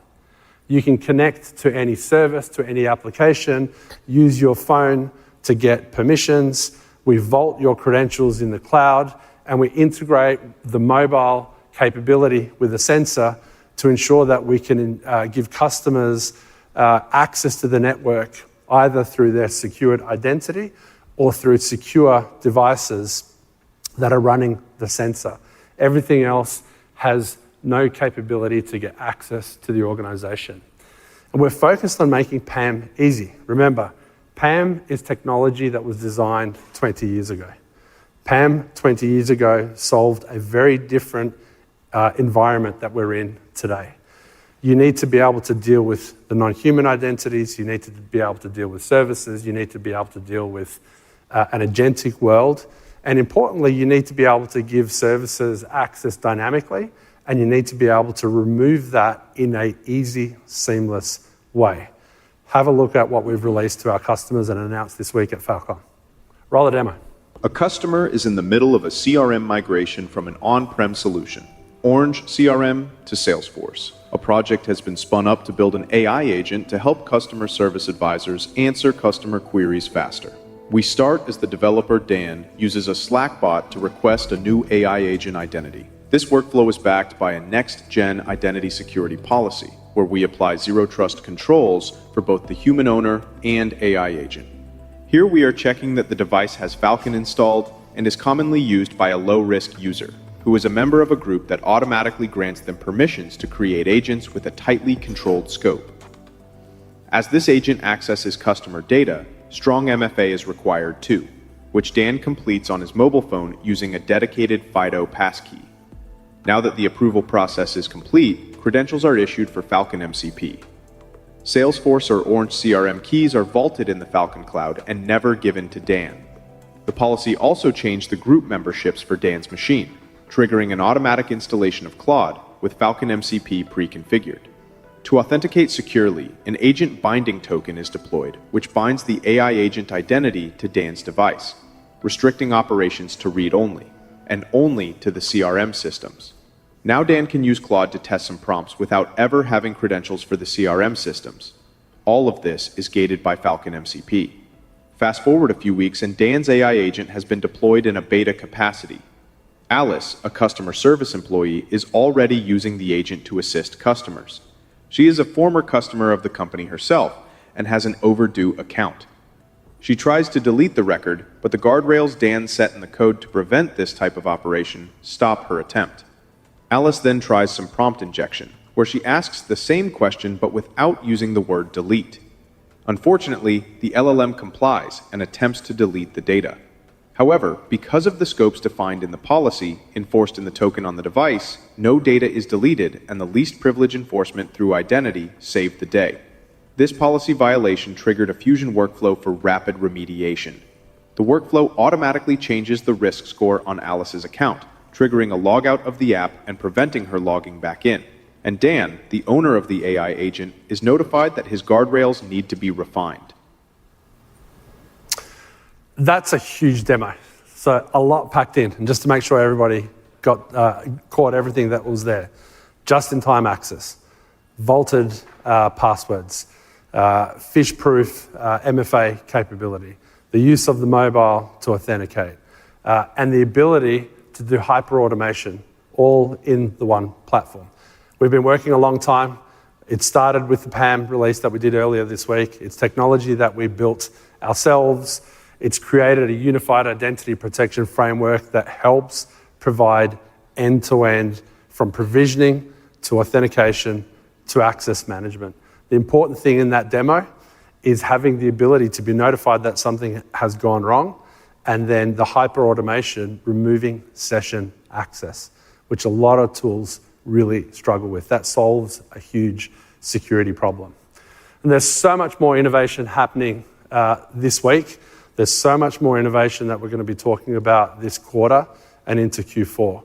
You can see there a lot of the things that we've talked about, the agentic security platform, the agentic SOC, really building out what we're doing with exposure management, providing capabilities, a hunt agent, a malware analysis agent, data transformation agent so people can onboard to their SOC a lot easier, a search analysis agent so you can query, you can do what our threat hunting teams can do, all the way through to the hyper-automation that I talked about as well. In the capability there, we've announced risk-based patching. It's going to be a release that we'll talk about. We'll announce a beta soon. A lot of capability around identity, Falcon data protection. Wow, an incredible amount of innovation has happened in data protection. Customers have the ability to use this to understand what's running in their environment, how people are accessing data, where the data is going. One of the dashboards that we released and announced this week is an insider threat dashboard. So insider threat capability within data protection. It's one of the big things that customers are asking us for. And of course, we talked about so much this week around securing the AI ecosystem. So a lot more to come at the event. We're going to go and do a whole heap of additional demos tomorrow morning, new demos, which will be super exciting. And I just have to simply say, it is fantastic to be at Fal Con and be talking about one thing, and that is innovation that keeps our customers safe. I'll be back for Q&A. Fieldwork session here for some good perspectives. Tom, thanks for being here. Congrats on the recent move to Gap. Exciting. Yeah, great, thanks. Yeah, I was CISO at Mattel for 5 years, moved from protecting one iconic brand to an even larger iconic brand. What's funny was when the recruiter called me about the Gap opportunity, before we even got into the discussion about the job opportunity, I asked them, what endpoint protection platform does Gap use? And the answer was CrowdStrike. I was filtering my job opportunities based on what endpoint protection the company used, because if I'm going to battle and I'm going to defend the company, I'm going to ride the horse that I trust in the battle, and that's CrowdStrike. Here we go. That's what we like to hear. Where did it all begin, Tom? Like, where did you first meet CrowdStrike? Where did you decide that we were that right horse? So I first got religion with CrowdStrike in 2020. It was during peak ransomware. We actually were under attack. We had Defender at the time, and my team was doing a POC on CrowdStrike. We had deploy on 10 endpoints, just a very small lab deployment. And I was actually online when the attack happened at 2 a.m. And this was like at the very peak of the ransomware period in 2020. I made the executive decision to push the CrowdStrike EDR to all 20,000 endpoints. Didn't talk to the CIO, didn't talk to the CEO. I said, this is the only way we're going to contain the attack.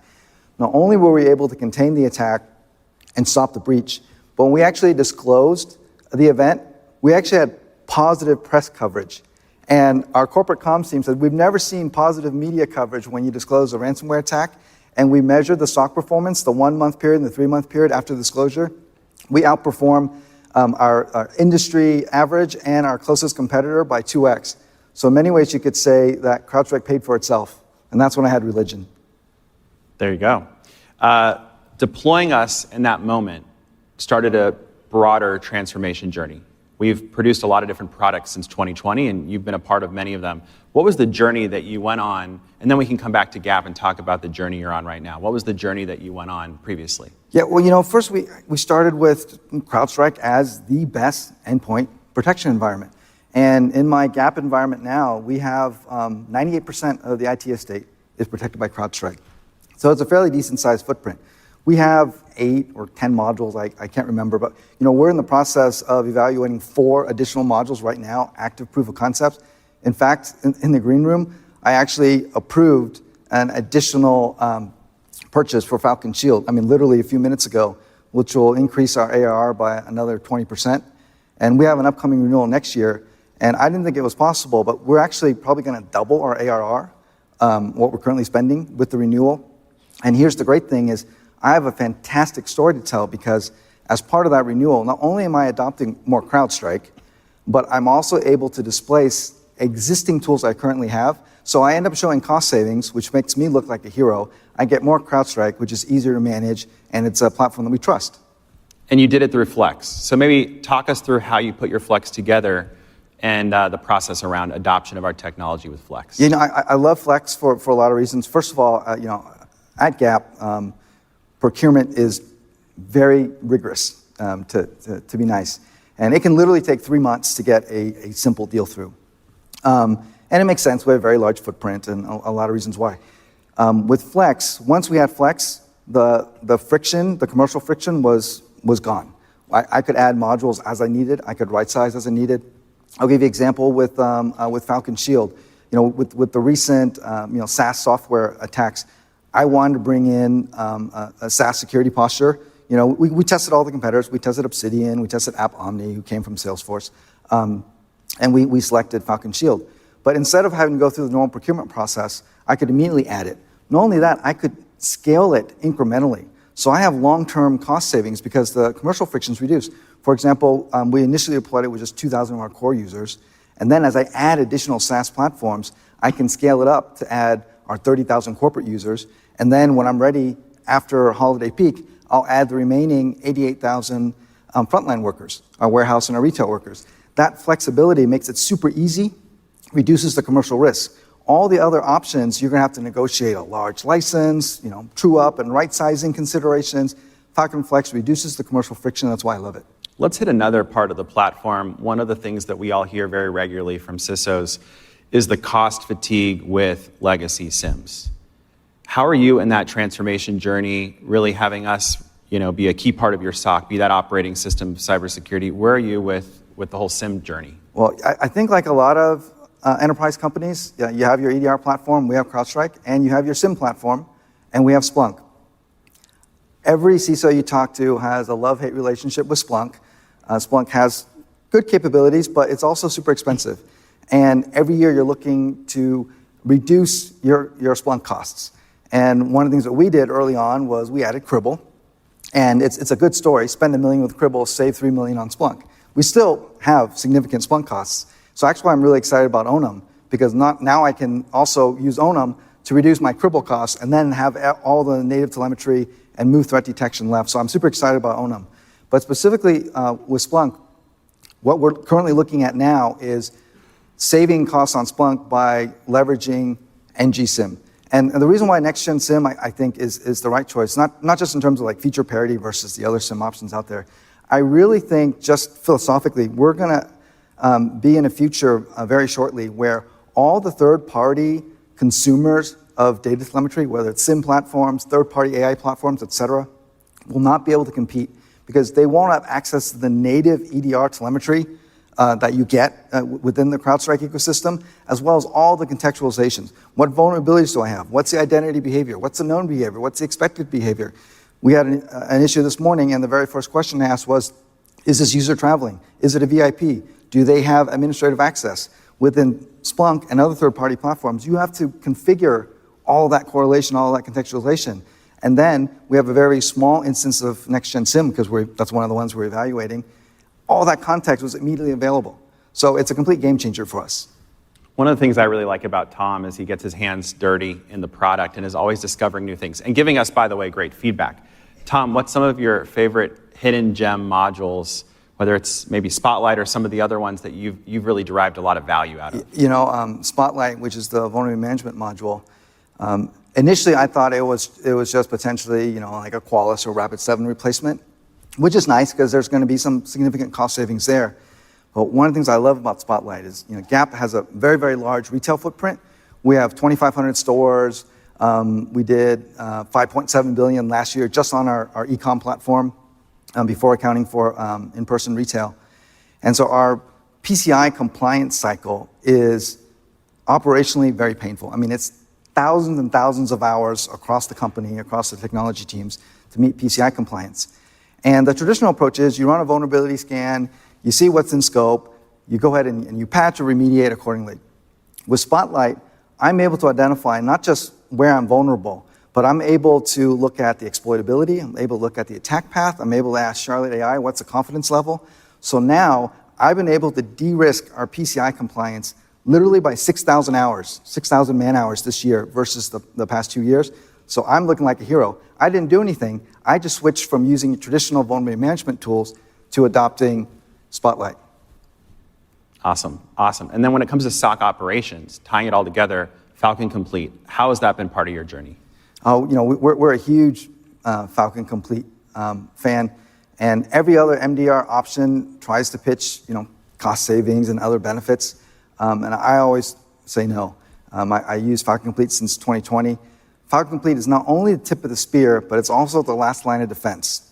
And one of the great things about Falcon Complete, it completely inverts my SOC operations model. So for my SOC, instead of relying on my outsourced partners or even my security analysts to be that tip of the spear, about 90% of all the incidents that matter, Falcon Complete detects it, either escalates to us or in many cases remediates it on our behalf. It completely changes how I look at security operations because now you don't have that pressure of having complete coverage on every possible attack. You can focus on adding more value to the business. Gen AI is one of these areas where I think you heard George and Mike talk about it, where we're all looking at it and the market is looking at it as unlocking the next chapter of capability, but also the next chapter of cost efficiencies. How are you thinking about your security AI journey? Where do we play in that? Well, I think every enterprise company is looking at Gen AI security tools, and whether that's some kind of guardrail type solution or a proxy solution, everyone's looking at it because the Gen AI sprawl is kind of everywhere right now. So there's lots of risk around shadow AI. The biggest challenge, just speaking from a theoretical security perspective with Gen AI, is that the control plane and the data plane are the same. So for example, when you use an LLM like ChatGPT, the same administrative instructions you give it are the same as the data instructions, when you ask a question and you get a response. That single architectural flaw is what spawned this entire market, around AI security. What's great about the CrowdStrike platform is if we can enforce our AI security within the CrowdStrike ecosystem, we have full end-to-end visibility and control of the data plane and the control plane. Any other Gen AI solution is essentially a bolt-on. So I really think the market is going to quickly converge on the centralized platforms that have that full visibility and control. That's the only way you can really secure Gen AI. And I think it's a really good point to kind of bring up, is this something you see being solved by a network security vendor, or what's our role in solving this problem from your perspective? Well, the trick with Gen AI is it's not just about looking at the inputs and the outputs. I mean, that's what the current vendor space is talking about. It's really understanding contextually what access that user has, what that user's expected behavior is, and then you can make security decisions on whether you should block or not block, et cetera. The only way to do that is within a complete end-to-end platform. And we get that with CrowdStrike, not just on the EDR, but we get it with cloud, we get it with networking, we get it with configuration, policy, posture management. The only way to secure Gen AI is really within an end-to-end ecosystem. I think all the point solutions that we're seeing now is going to just confuse the market, because what are we going to do? Add multiple point solutions for every aspect where we're using Gen AI? It doesn't make sense. It has to be centralized. Exactly. And as you've gone on this journey with us and you do your plan, you have a rigorous procurement team. It is what it is. I'm going to shift to a different area. Somebody's in that room raising their hand and saying, well, hey, what about Microsoft? How does that all fit into your decision, your plan, your strategy, and the outcomes you see? I'll be honest, we're a very, very large Azure shop. They're a huge partner of ours. All our e-commerce, all that 5.7 billion runs on Azure. We're also an E5 shop. So we looked at replacing CrowdStrike with Microsoft. Commercially, it looked like it made sense. So we went through that evaluation. And one of the things I found is that just because you're an E5 customer doesn't necessarily mean that Microsoft costs less. In fact, when we looked at, compared apples to apples, switching to a Microsoft solution, even if you discount all of the switching costs and the pain to migrate, ended up costing us more because there are variable costs that's hard to predict in the Microsoft world. I really felt like it was, a bait and switch. And I'm saying this kindly because we're a very large Microsoft shop. So we didn't switch to Microsoft. And not only that, I started as a hacker before I became a CISO. And anytime there is any new research around EDR evasion, EDR bypass, that's kind of my area of specialty. So I've actually tested the recent EDR killers, EDR evasion research that's been published in my home lab. And CrowdStrike was able to detect and block the EDR bypass technique, and just completely frank, Defender for Endpoint did not. And part of the reason why was what I mentioned earlier. Microsoft relies on operating system components because the control plane and the data plane is the same. Philosophically, I think you need to separate your security stack from your operating stack. And so I don't think I would ever go on an all Microsoft solution, even if it costs less and it ended up costing more. Well said, well said. Summing it all up, rounding it out today, Tom, you've been on multiple journeys with us. You've been at the cutting edge of our innovation, providing us fantastic feedback along the way. When somebody asks you why CrowdStrike, how do you answer that question? Well, it's the only company I trust. I mean, seriously, when it's 2 a.m. in the morning and it's your butt on the line, who are you going to call? And literally, CrowdStrike is the one company I have full trust and confidence in, and it saves me money, and it's been flawless. Total cost of ownership is lower. I do want to add one more comment. At Gap, we're a very large outsourced company, like a lot of other enterprise companies. So when I look at what security platforms we want to adopt, I'm not just looking at the capabilities. I'm not just looking at license costs, all those commercial things. I'm looking at total cost of ownership, because if I have to bring in subject matter experts to operate something, I'm not going to be able to outsource it. We're over 80% outsourced. We have thousands of outsourced engineers and technologists. So I need a platform that is easy to manage, easy to provide governance, and easy for me to deploy. And when you look at some of the other solutions out there, even if you believe that commercially it makes sense in terms of a cost perspective, the total cost of ownership is significantly higher. So above and beyond all the reasons I love CrowdStrike, it's been the easiest one for me to deploy, get time to value, and to manage. Well, Tom, thank you so much for your perspectives today. Great insights. Right. Thank you. Thank you. So we just heard from two fantastic customers. The proof is in the pudding. But now how we go to market is really the focus with our partner ecosystem. Two different partners on the stage, both focused on services. And I'm really excited about this panel. Bill, Dave, it's great to have you both. I'm going to let you both introduce yourselves, as well as explain to us how CrowdStrike today fits in your practice. Bill, why don't we start with you? Sure. I'm Bill Freiberger. I'm EY's America's Cybersecurity Advisory Leader and former Deputy CISO at Procter & Gamble. I'm building my business off of CrowdStrike. I've got over 250 people trained, operating, executing. This is the growth strategy for EY Cyber Advisory. And my name is Dave Berg. I'm the global head of the cyber and data resilience business at Kroll. I happen to know this man quite well because before coming to Kroll, I ran the EY cyber business, and I'm happy to say I successfully recruited this man directly from Procter & Gamble. And it was a great hire, and I've watched Bill have a lot of success over many years. I'll just comment, briefly on our stance with respect to CrowdStrike. I mean, first and foremost, we have a very large cyber incident response business. We handle somewhere around 1,000 cases a year. And most of that workload that we handle falls within the small and mid-sized business segment. So these are businesses that are, say, between $100 million in revenue up to $4 billion in revenue. Around the world, there are around 100,000 companies that fall into that segment. Interestingly, about 31% of the world's GDP is produced by this segment. This is an extremely important segment, and I remember when I was back at EY, I was out at a company called Caterpillar, and we were just talking to Caterpillar about their business, and they said, about 93% of the products that we make are actually manufactured within the small and mid-sized business segment. They're a critical part of our supply chain. So we operate in this space. We're working thousands of cyber intrusions in this space, and we really need to have the very best technology in the world to help us undertake this task with efficiency. And this is the area where CrowdStrike is incredibly important to us right now and going forward. Perfect. So really two kind of different market segments represented. Bill, I'm going to come back to you. And there's a good track record and pattern and history here of next-gen SIEM adoption and the associated services around that.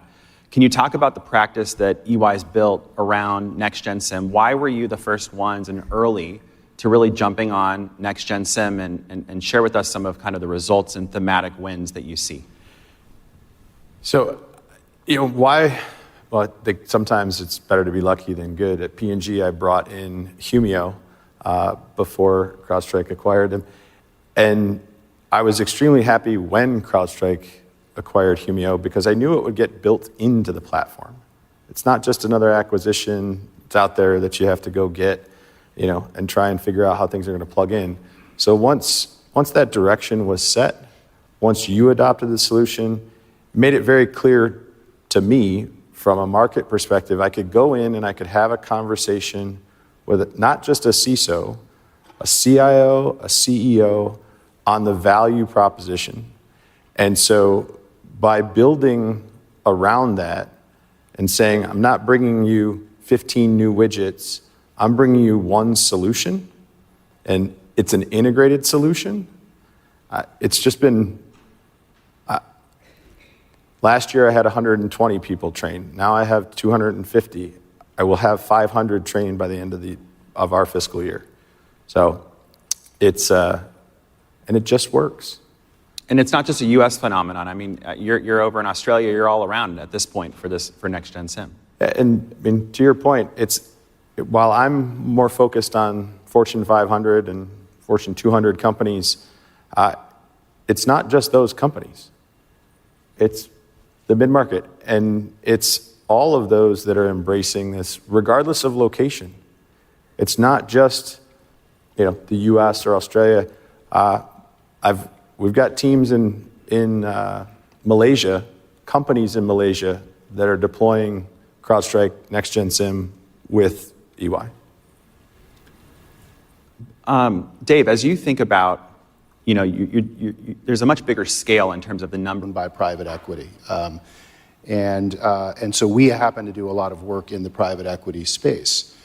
And what's very interesting to me when I talk with the largest private equity firms in the world, or mid-tier private equities, I am hearing more and more a shift in the strategy and the stance from we let our portfolio companies decide what they want to do to we're actually putting a lot more specific direction around the kinds of technologies that they use to protect themselves. And I mean, this is, I think, maybe more true in cyber than it is even in other areas of infrastructure because of the significant amount of risk that comes from cyber. And the other reason is there's so much risk that comes from being highly acquisitive. And in the private equity arena, I mean, by definition, they're out there, they're acquiring companies very, very rapidly, and then they've got to decide how do they operate them and how do they integrate them. So, Daniel, kind of coming back to your questions, one of the really interesting things that we're starting to see in the private equity space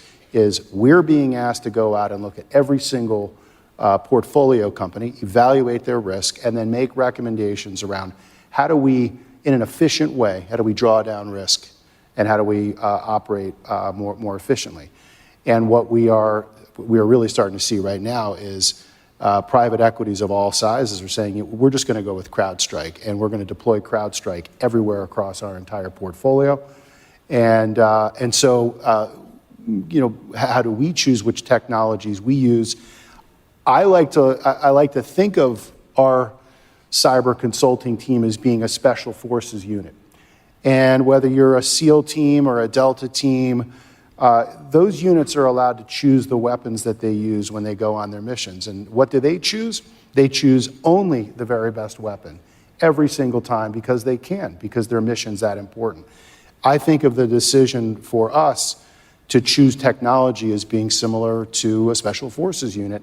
And that's why we choose CrowdStrike as the very best weapon to go into battle to deliver the best outcomes for our clients. The final thing that I will share is, because we encounter so many victims, they will invariably say, after we have dealt with a threat actor in their environment, can you please help us? Can you help us? Can you stick around?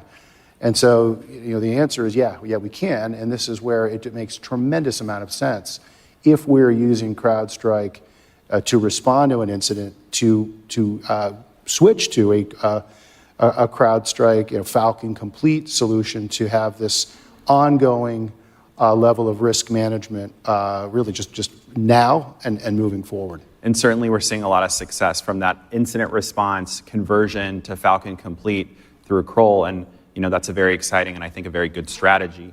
Bill, I want to come back to you on consolidation. You're talking to CIOs, you're talking to CEOs of the world's leading and largest companies. That you're probably hearing consistent feedback on consolidation. Where does CrowdStrike come up in that discussion? How do you position us? To your point, I position you first. There's the fatigue that's out there.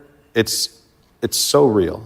And so I used to say, I don't need a technology stack. I need more of a Venn diagram. And what CrowdStrike gives me is a really, really large circle. And so I have such a foundational area. I heard Mike talking about it in terms of just how easy it is to enable. I don't need connectors. I don't need additional procurement, additional licenses. I have it all in essentially one-stop shopping. And so from a CEO perspective, I just had one with a Fortune 20 company on Thursday, and he said, we keep getting asked for all these tools, but we don't want to say no. What would you recommend? How do we go about managing the massive ecosystem? And what Tom said is exactly what I said. CrowdStrike is foundational. You'll be able to get rid of, in this case, at least 20 different solutions and consolidate around one. And his point on time saved, saves security's time, saves procurement's time, certainly makes the CEO a little bit happier in terms of overall number of pieces of tech that are out there. And there's a lot of vendors today, or at least a handful, that'll say, hey, we can be that consolidation partner for you. They may have multiple platforms stitched together, et cetera. Why is it that you put us at the top of the list? I mean, one, it's the best, but really, I don't have to do that. Those connections, the different screens, all of those pieces, I like fishing. I like analogies around that. I don't want 15 lines in the water. I want one net, right? I want a big net. And so this gives me the ability, depending upon the role I have, to go into the same platform, get the information I need, and have it all correlated together. I haven't found a solution yet, and I've been doing this for 28 years or so, that gives me that one-stop shopping. Talk a little bit about the assessment work you do and how you use the platform for that as well, because I think it's a very interesting use case. Yeah, even when we're not doing incident response, M&A, we're doing assessments.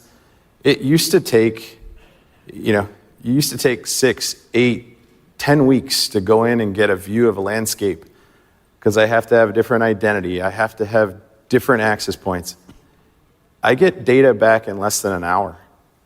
It's all right there in one platform. So if I'm doing an M&A and I want to understand what risk exists, I can give the company the information that day, right? So I get more informed decisions, I get easier access to information, and most importantly, I save a ton of time. I like how we have two different partners on stage serving different parts of the market, different types of companies, but there's a very common thread that I pick up, which is the focus and the passion and the vision for what they're doing with CrowdStrike, and frankly, also the results. As we round out the conversation today, Dave, why is CrowdStrike the horse that you're betting on as you go and do these thousands of breach work, these thousands of incidents, and as you run an MDR? Why are we the winning horse in this big race? Yeah, I think there are two reasons, and I'll start with the threat actor piece, which I think is incredibly important. Earlier in the day, George talked about all the different component parts of CrowdStrike, and on the left-hand side of his chart was a statistic around the professional services team. What's important, I think, about that professional services team, which is working hundreds and hundreds of very hard, really hard and challenging incident response cases, within that is a continuum. So on one end of the continuum are the most sophisticated nation-state actors in the world, attacking the most valuable companies, the most valuable data all around the world. And CrowdStrike is working on many, if not most of those cases and learning an enormous amount, which the entire ecosystem benefits from. They're, of course, also working, and so are we, and so are our EY and other firms, many, many other kinds of cases, and that intelligence gets consumed inside of CrowdStrike, and it is disseminated to the install base, really creating a systemic inoculation from risk. So one of the reasons is the depth and breadth of the intelligence and the speed with which that intelligence is consumed and shared worldwide. The second reason is that there used to be a time when you would hear a CIO say, you can never get fired for choosing IBM. And I think we're kind of in the same place right now around companies deciding, or consultancies deciding to choose CrowdStrike. When you look at the Gartner, Forrester, IDC Magic Quadrant analyses, and you see a lone participant sitting in the upper right-hand corner, and it's CrowdStrike and all of those, it's the same exact stance. I mean, you cannot get fired for choosing the very best, objectively the very best technology in the world. Even if it means you got to leave a bunch of other stuff behind and shift your whole strategy. So thank you for for that color. Bill, your turn. I mean, I like that analogy. I think, for us, for EY, I think historically you would think about a consulting firm and, we just want to make a client happy. We'll do this technology, that technology. we've got a new CEO, very clear strategy. We're going to be all in, but we're going to be all in with very few partners. And we are all in with CrowdStrike, and I couldn't be happier. Well, the consolidation that you see in the market, it's certainly manifesting in our partner ecosystem. It's great to have both of you up here. Thank you for the thoughts and the perspectives on CrowdStrike. And the whole notion of we stop breaches isn't just us, it's the we. It's the firms like yours. So thanks for being there with us on the front lines, for driving the transformations. We've got a good year ahead of us. Keep up the good work. Thanks, guys. Thanks, Daniel. Into why we're winning in the market today and how and why we're winning tomorrow. We're going to clear some chairs up here, and Bert's going to be back up to round us out for what you've all been waiting for. Thanks. I mean, let's just keep going. And I sitting there next to George, I learned a lot listening to our customers and our partners. And I think DB did a great job in getting the right information for you guys. It's one thing to listen to Mike, George, myself, DB. It's another when you're listening to our customers and our partners talk to us. I think Rob and I think Tom and Dave and Bill, I think they did a great job in kind of just being honest and upfront about how they think about CrowdStrike and how they think about their businesses. All right, let's get rolling. George and Mike talked a lot about our opportunities. I think it's a great opportunity to spend just a few minutes recapping, because I think there was a lot there. And I think for us, when I think about all the things that George and Mike talked about on our opportunities, I think about, number one, agentic AI is cybersecurity's largest opportunity yet. George talked about 100 times identities, 100 times the complexities, 100 times the opportunity. I mean, it's here. And I think that what we have in front of us is really exciting. Then we moved into, Mike, and Mike talking about the agentic SOC evolution. I think, what you heard and what you saw on the Onum demo, you don't have to be a technologist to kind of get what that thing does. It's faster, it's more efficient.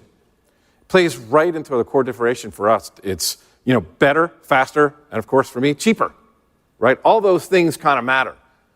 Better outcomes, less cost. That's been our core promise to our customers since I joined the company 10 years ago. The third thing was uniquely positioned to be the protector of agents, right? You've heard a lot about AI. You've heard a lot about our technology. For us, George talked about it and specifically mentioned we already have, the foundation for the tech to be able to do this. And, when you talk about Pangea, and you talk about the opportunity for Pangea to help with respect to protecting these AI agents, the whole package comes together in a way that nobody else in the world can do. And that's so compelling for us when we think about that big opportunity that George talked about earlier on today. I think the fourth thing, Mike walked through all the announcements and all the innovations. He's absolutely right. Innovations matter. Customers stay with us because they know we're innovating. We're helping them. We're helping them save money. In some cases, you heard today, we're helping them make money, right? I mean, this is fantastic, right? We announced 22 new innovations. We currently now have 31 modules, soon going to 32 when Pangea closes. So this is going to allow us, all the things that we're doing is allowing us to reach new heights with respect to our module count and what we can offer our customers in terms of outcomes. Fourth, we're supercharging things like next-gen identity. We've got PAM. We've got Shield. We are supercharging our cloud with Pangea. And we're supercharging our next-gen SIEM with Onum. I mean, these are things that customers have been asking for, right? And for me, as the CFO of the company, I listen to our customers, right? It's one thing when our engineers say something. It's another thing when some of the other folks in my company say something to me. It's another when customers say it to me. Right? And I'm here just like all of you. I'm listening to our customers, I'm talking to our customers, I'm talking to our partners, and I take this back, right? Because it's really important when I think about the deployment of our capital. I got to listen to them, right? Then growing our TAM, both organically and through M&A. We've announced in the last 3 weeks 2 M&A transactions, and it goes back to what Mike talked about. Great people, great tech. And to George's point, it doesn't mean we're ruling out bigger transactions. It's just that the bar is really high for us, right? In terms of an M&A transaction, if we're going to buy something, we have to see if they have an agent, we have to make sure that it can smash into ours in a reasonable amount of time. If it doesn't cross that bar, that's not going to happen. So we're really thoughtful about keeping our promise to our customers with one sensor, right? That's our promise. So when you put all those together, you can see, these 6 CrowdStrike growing opportunities. Any one of them can be meaningful to our business. So I thought it was a great place to start, to just summarize for everybody the things that George and Mike brought to the table. I thought it's also a great starting point to just reflect, for 1 second here on Q2. Q2, that was really meaningful for us. I think the other 2 on this page that I like talking about is our record non-GAAP operating profit of $255 million.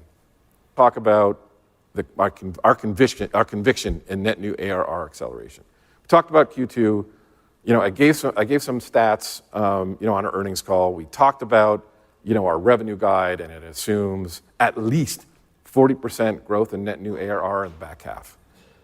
There are a lot of things that go into that, not just in terms of the momentum that we saw and things like Flex and everything else. There were a lot of things that I really, really wanted to focus in on before I gave out a stat like that.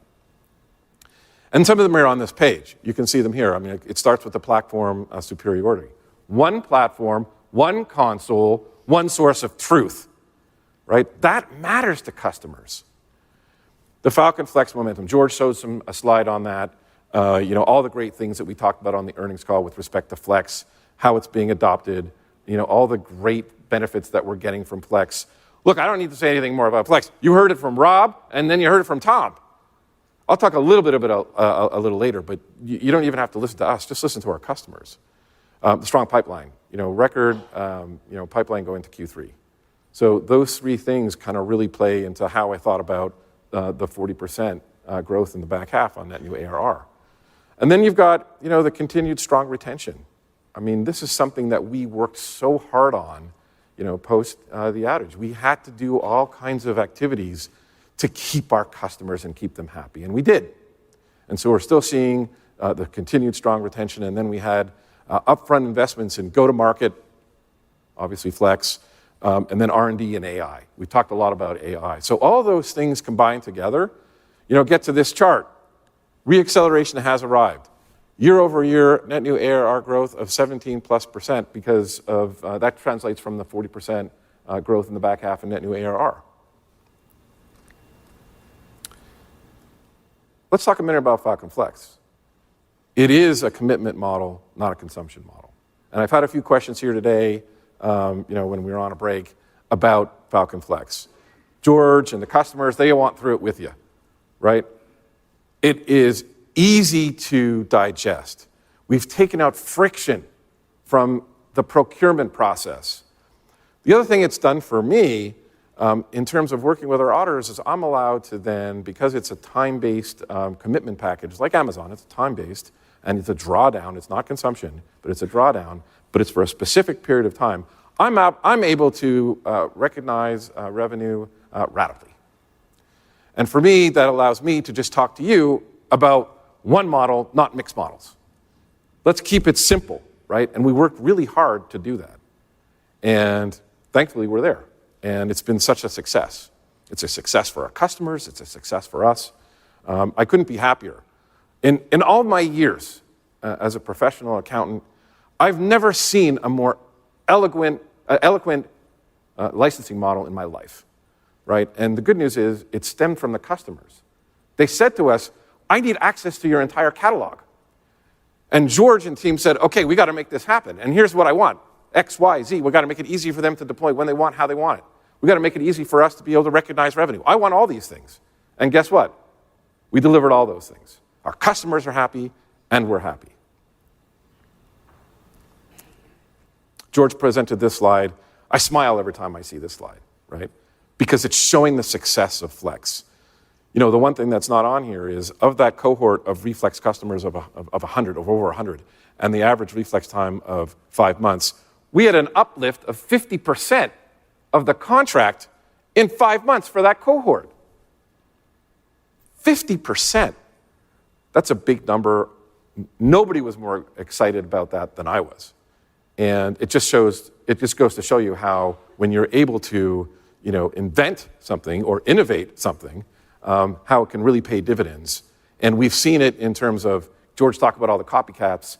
It's the most sincere form of flattery you're ever going to get, right? And so now everybody's talking about Flex. They don't even bother to change the name, as George said. It's Flex, which goes to show this is why, right here. When you put it all together, the accounts that have Flex, that have adopted Flex, over $1 billion in ending ARR. That's a big milestone for us. $1 billion in ending ARR. For me, I like to say that's a big number, right? In something that we innovated, we were able to kind of find the right answer for our customers first. That was the most important thing, and then for us second. So I don't know about you, when you watch TV and you want to be, a doctor, or you want to be, a fighter pilot. Me, I like to be a myth buster, right? And so one of the myths that I want to talk about is that Flex, it's for all our customers, not just for enterprise. There's a lot of comments out there that Flex is really focused on enterprise. Well, look at the data here. Flex logos, as of 2Q26, you can see 61% enterprise, almost 40% in non-enterprise. So here I am playing my, my pretend role of a myth buster, and I have data to prove it.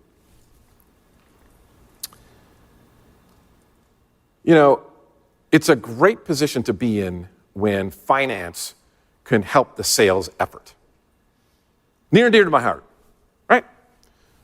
CrowdStrike Fal Con service, financial services, right? The benefits that we achieve with the financial services group, we get closer to the customer, we build relationships with them because we're doing more than just being able to provide the technology and helping them solve outcomes. We're helping them finance this thing. It fosters larger and longer term deals. This has been a big tool in the sales rep's bag, certainly when it comes to Flex, where with Flex deals, we're doing bigger, longer deals. This goes hand in glove with respect to being able to kind of help in selling Flex. Margin prevention, why give out that margin to some third-party bank? Let's do it ourselves. And it's investment-grade loan portfolio. And the good news about this is it's basically a 3-page document. You don't need a battery of lawyers to kind of go through our financing agreements. It goes back to what George has talked about since day one. We've got to take friction out of the system. We've got to make sure it's easy for our customers. This is just another way to do that. And you can see some of the stats here that are really exciting. 95% of the portfolio is really for net new, not renewals. 50% of the portfolio is or greater than 50% of the portfolio is Flex. And then we've loaned out $230 million in loan value since the launch of CrowdStrike Financial Services. These are all great indications of the success of another kind of innovative program. And of course, it's in finance, so I get excited talking about it. All right, you've seen this slide. We've talked about this slide. Reacceleration has arrived, 2Q26. FY26, you got the 17 plus year-over-year net new ARR growth. I've talked really about the 3 items on the bottom at length. They all give me a lot of confidence in talking about a bunch of different things, including where we're going to go next. You got to stay tuned for as I think about FY27. One modeling note, just one, that I want to leave you all with. The impact of CCP and related partner programs. So in the same vein of being transparent and something that we've always tried to do with all of you folks, is we want to be really prescriptive on our transparency. We talk about 3Q26 having the modeling ARR to subscription revenue of 15 million. And then we said it tapers off to between 13 and 15 in 4Q26. So I wanted to be really prescriptive about it and share with you how I think about it. This gets you to the midpoint of the Q3 and FY26 revenue guide where I want you all to be. This is how we think about business. We'd like you to think about it the same way. Here we go. I think someone came to me and said when George presented this slide, they liked the up and to the right. So do I. I like up and to the right.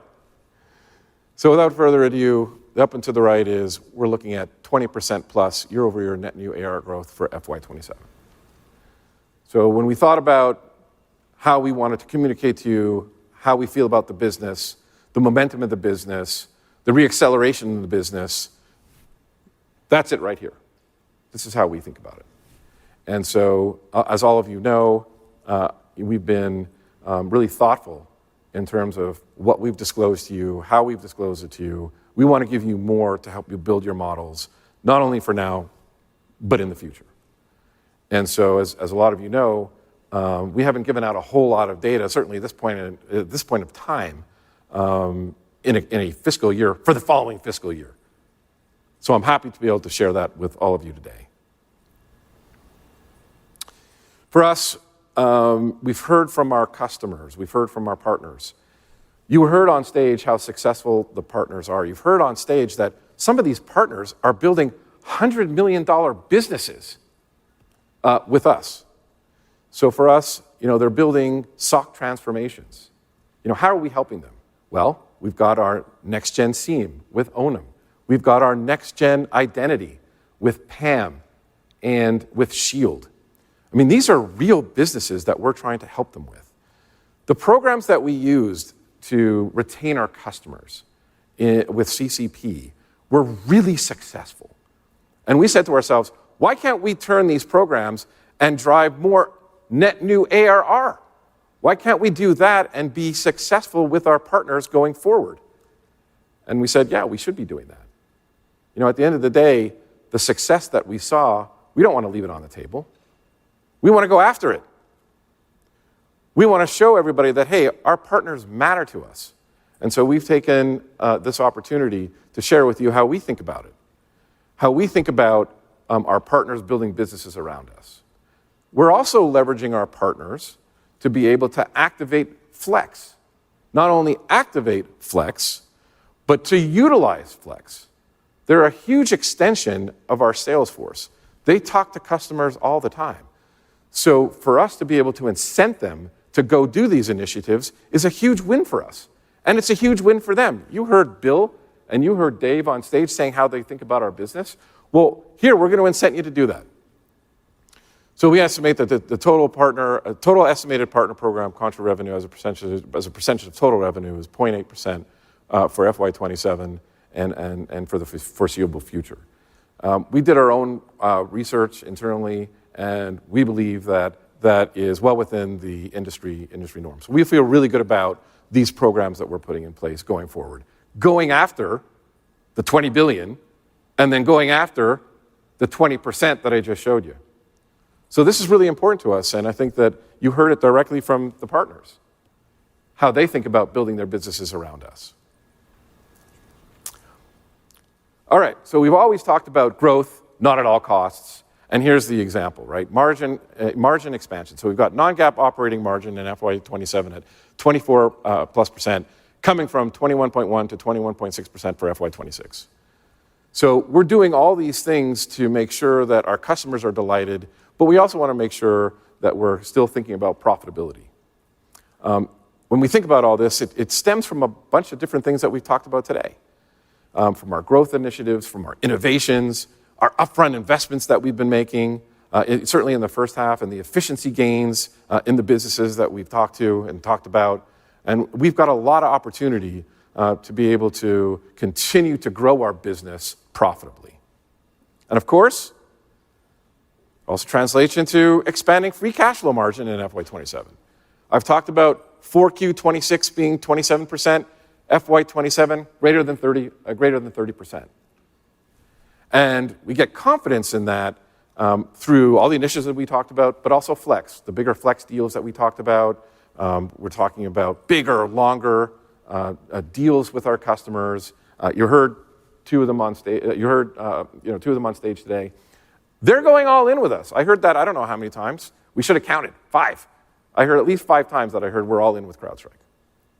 This is going to help our free cash flow, right? And I'm excited to be able to present this information as we look beyond this current fiscal year. For me, I think this summarizes it all.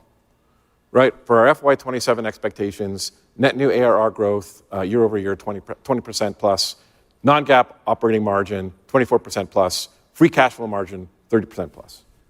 Really happy to be able to present that information. It started with acceleration in 2Q26.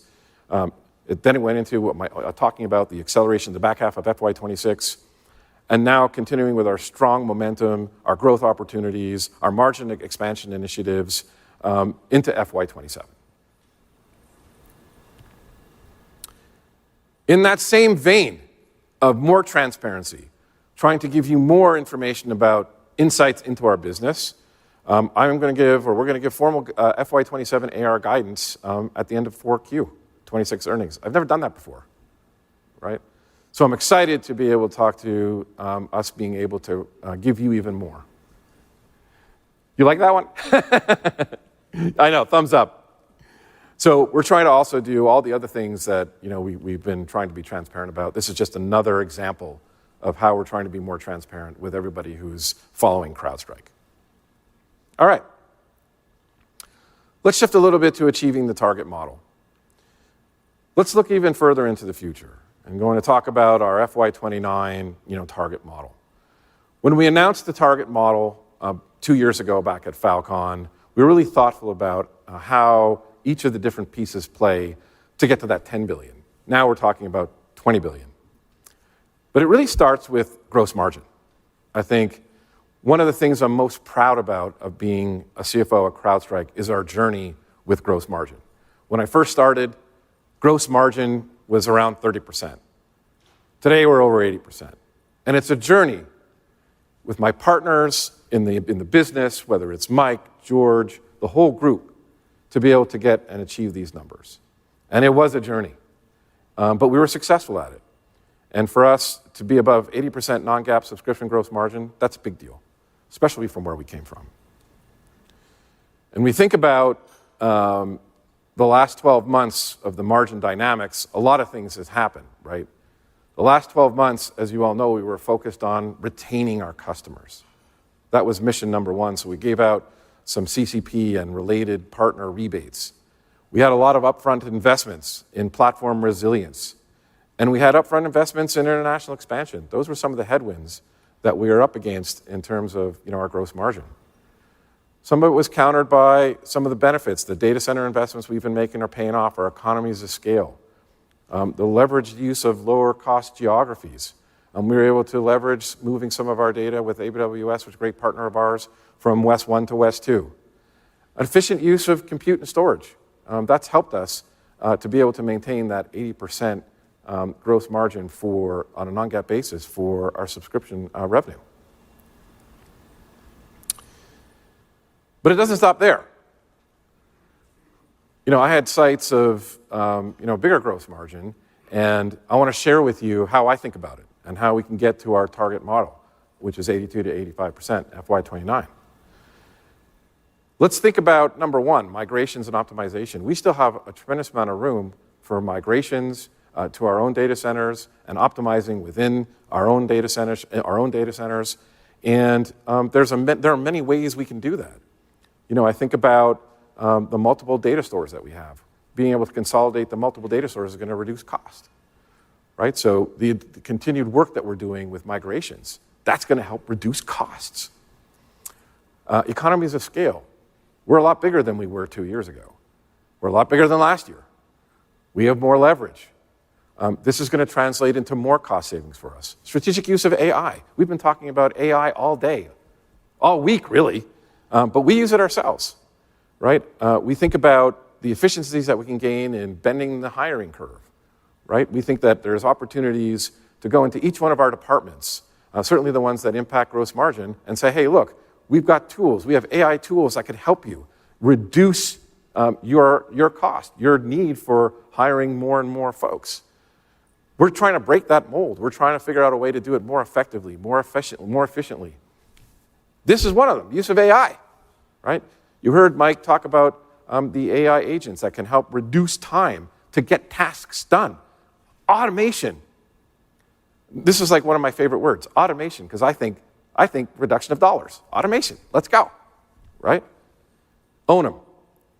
Owning the data in motion. We talked about the detections that take place within Onum before it even gets to our next-gen SIM. That helps reduce costs. Right? So all these things give me a lot of confidence in being able to talk about hitting our long-term model for gross margin in FY29. So here's what the model looks like as you remember. We talked about subscription gross margin. We've already been able to hit our long-term target models for sales and marketing, R&D, and G&A.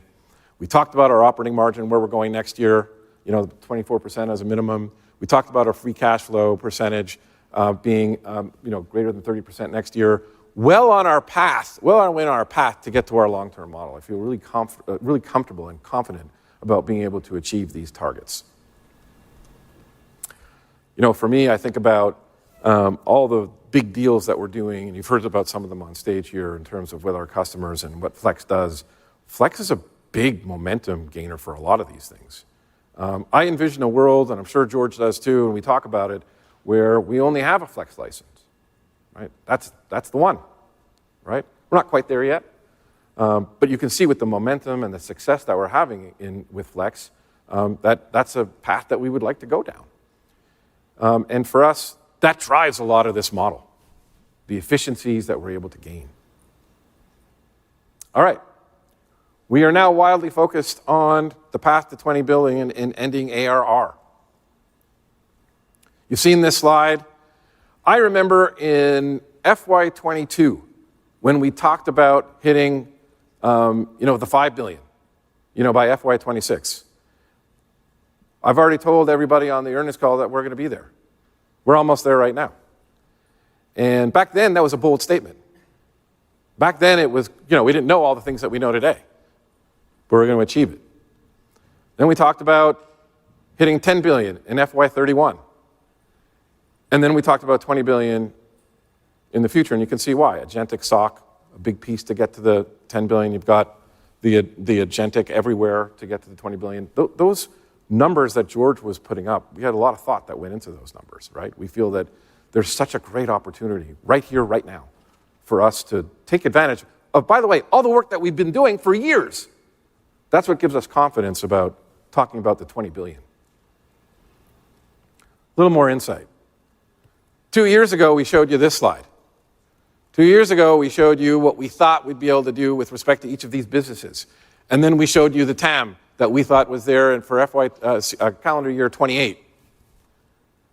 Here's what we think today. Adding Pangea to cloud. Adding privileged access and Shield to next-gen identity. And Onum to next-gen SIM. That TAM on next-gen SIM tripled from the previous slide. So you can see that we're thinking about this, I think, the right way in terms of how each of these businesses can grow.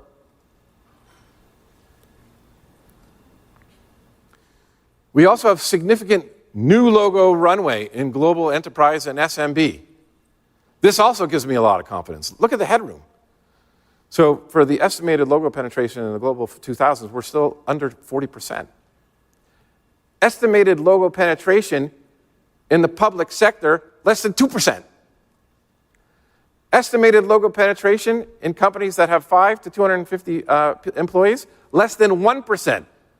Globally, there are over 50 million of these businesses.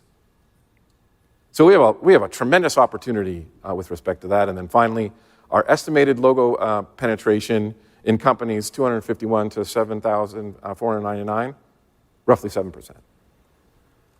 So when I think about how much headroom we have in each one of these things, I get excited. There's a lot of opportunity for us. There's also a geographic opportunity. You can see what our international TAM opportunity is at 139 billion. We've been hovering around 67% of our business and revenue in the US and 33% of the rest of the world for quite some time. It's not because the rest of the world has been doing badly. It's just, our Americas has been doing really, really well. George and I often talk about the fact that we'd love to be able to see this more like 50-50. We think there's a great opportunity in the rest of the world. We're making investments in the rest of the world, and we think we have a real opportunity to go grab a bunch more of that 139 billion in calendar year 30. Expansion opportunity within our base. Existing modules within our customer base, we've got 4.7 billion to work with. But guess what? If you just had those customers and you extended them through through Flex, and they draw down all of our modules, well, guess what? There's an opportunity of an additional 20.6 billion. That's a great opportunity for our install base. You can see how I think about things. Total install base opportunity as of FY26 is pretty damn big. And so I get excited with new logo, and I get excited with expanding in the base. I get excited by both. We can reach our goal of 20 billion with only the install base we have today.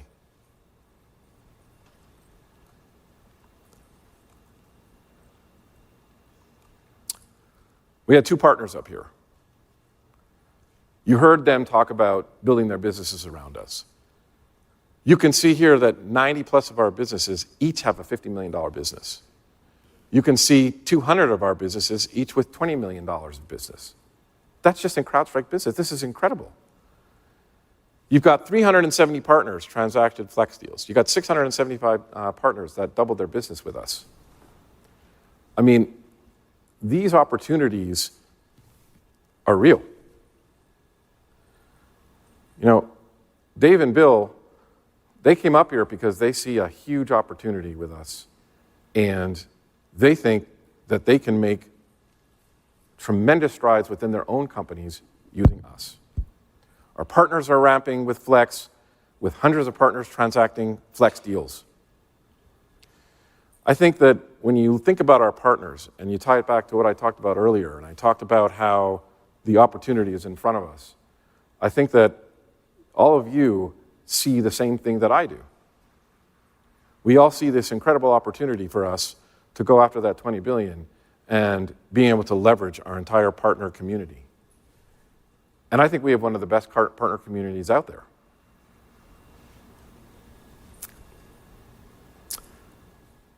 So when I think about the path to 20 billion, and I think about CY30 opportunity zones, we've talked about a whole bunch of them today. Right? We talked about the 139 billion in international. We talked about the next-gen SIM TAM of 48 billion, and so on and so forth. I mean, each one of those is exciting, right? You know, when you think about securing AI and the $90 billion opportunity, I think we were conservative there. But it's a real opportunity for us. So I've been at the company 10 years, and never in my 10 years have I been more excited about the opportunities that we have in front of us. And listening to George and Mike today, and listening to our customers and our partners and how excited they are, I feel that we're in that pole position to be able to be, the cybersecurity company. And I think that with all these opportunities, I think you're getting the message that we feel really good about talking about 20 billion in FY36. For us, and I'll leave you with this, we really pride ourselves in the customer-first mentality, right? From innovating with Flex to all the innovations that Mike has brought to the table, to George's ultimate vision about how he thinks about data and how he thinks about data being the answer to solving security problems. We're delivering on all of it. And now we have this opportunity to go out and showcase all the different products and technologies that we've come out here at Fal Con 25 and get everybody excited, our customers excited about what we have down the roadmap. So I know it's a lot to digest. For us, we've never been more proud of who we are today. And now we reached that point where we're all been waiting for all your Q&A. So with that, thank you. Thank you for your time today. And I'm going to ask George, Mike, and DB to come up on stage, and we'll field some of your Q&A. Now, don't worry. If I don't get to you, I'll be hanging around a little bit later so that you can ask me questions, one-on-one if you so desire. So with that, George, and let's get the chairs up here. And let's George, Mike, and DB back to the stage. And let's go. You had your hand up first, Gabriella, before we went on stage. So why don't we start with you? Why don't you let us know both Gabriella and where you're from? Hi, Gabriella Borges, Goldman Sachs. I tried to time the hand for the spotlight and I think it worked perfectly. Thank you for taking the question. I really appreciate all the detail you shared today. I think this is for Mike and Bert. The 90 billion AI TAM, coupled with all the technical slides that you showed on addressing infrastructure, app layer, all that good stuff, maybe just break it down for us, the monetization model for agents in particular, because the cost per agent won't be the same as a cost per human. So just a little bit more about how you think about that 90 billion, the pricing model, and isn't some of that going to be embedded in some of those other product categories like identity and AI SIM? Sure. So we announced 7 agents at the conference. There are significantly more AI agents in the conference. There are significantly more that we're building that are going to be coming between now and the end of the year. And that's just the start. To answer your question, some of those AI agents are part of existing modules. Some of them are part of Charlotte. And some of them that we're building that are new may well be new modules themselves. So some of them are going to help drive sales in modules and adoption of new modules. Some of them are going to make the migration to next-gen SIEM a lot better, easier. Some of them are going to be net new that we have. So they're all different depending on what they solve. But I think to your point, though, is if you look at protecting human, with an agent, a sensor, that price point is going to be a little different than protecting an AI agent. I mean, if you have 10,000 people in a company versus 1 million agents, you're going to have a bit of a different price point. But you're going to have a lot of agents, ephemeral agents. They come and go. Some might be, permanent. But so I think, we have to work through the monetization. And what I really wanted to reinforce is the fact that all those agents are going to need protection, but they are going to be at a different price point. But it's still a huge market opportunity, as you saw with the TAM on the screen. So, we work through that. We have the ability to monetize agents themselves, and then we have the ability to monetize, like the agents we provide, right? And then we have the ability to monetize the protection of all other agents that are out there from other companies, right? With guardrailing, with the AIDR, with the identity protection, et cetera. And those will be different price points based upon the agents. Yeah, and we've seen, we're watching closely the world and how they're pricing. And today we see, sort of hybrid models. We see, based on, either seats or usage, and we're just watching closely, and it'll evolve. Yeah. For what, 7 years, Sackett? I've seen you sit in that exact same seat for 7 years, so Has he left from last year? Okay. Front row seat. Thank you. Sackett Kelly from Barclays. Thanks very much for the session. Great customer panels, by the way. I want to dig into the next-gen SIM opportunity or agentic SOC, because it feels like the velocity of displacements there are picking up. And it's also, I think, one of your fastest-growing products at scale. So, George, maybe the question is for you. You've drawn parallels back to endpoint, right, with that market. And I think one of the really interesting dynamics back then was that while disrupting the endpoint market, we actually expanded it, right, while doing that. So maybe the question to ask is, can the same thing happen with SIM? Can that market expand as it gets disrupted, as you are disrupting it? And do you feel like you stand out, clearly you stand out very much versus legacy SIM providers. What about some of the other ones that are trying to disrupt SIM as well? There's a lot there. Does that make sense? Yeah, I'll tag team it with Mike.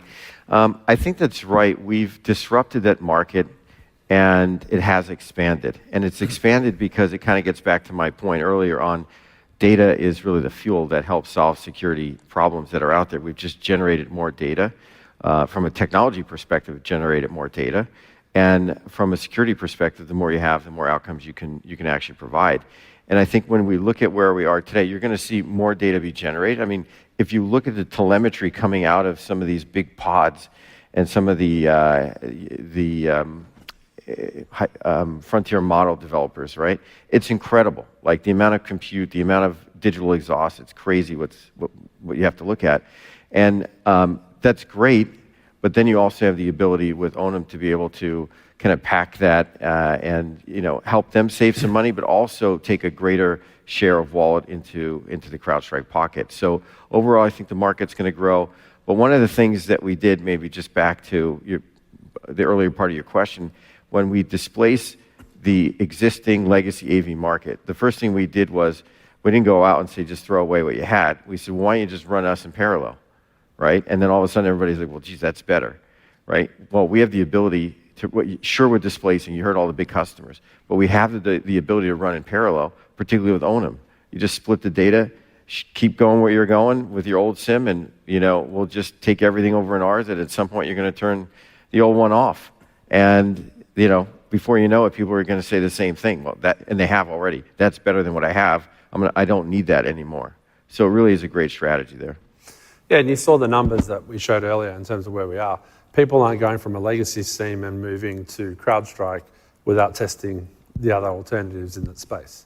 So we're competing against everybody in the area. And people are obviously looking at their existing products and seeing what the next generation is going to be as well. So we're competing against the incumbent. We're competing against the other vendors that are saying they're disrupting the space. I'll talk one example of one of the big wins that we had last quarter, one of the big deals for the quarter. They were testing Palo for 6 months to move off Splunk. Didn't go well. We came in, we did our entire evaluation, and we hit all the criteria and won the deal in 2 weeks. 6 months, 2 weeks. And Bill's doing the next-gen SIM transformation. I'll try to make my way from this end of the room to this one. Yes, Catherine.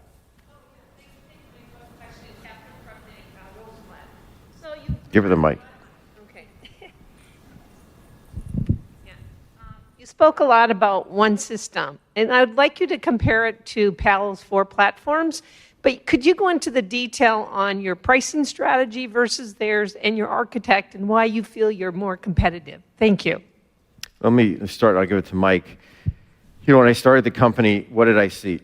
I saw Salesforce, ServiceNow, Workday, nothing in security. No platform company in security. It wasn't any of the companies you mentioned. It was nothing there. We helped create that. And when you look across those, it's one platform. Like ServiceNow is a great example.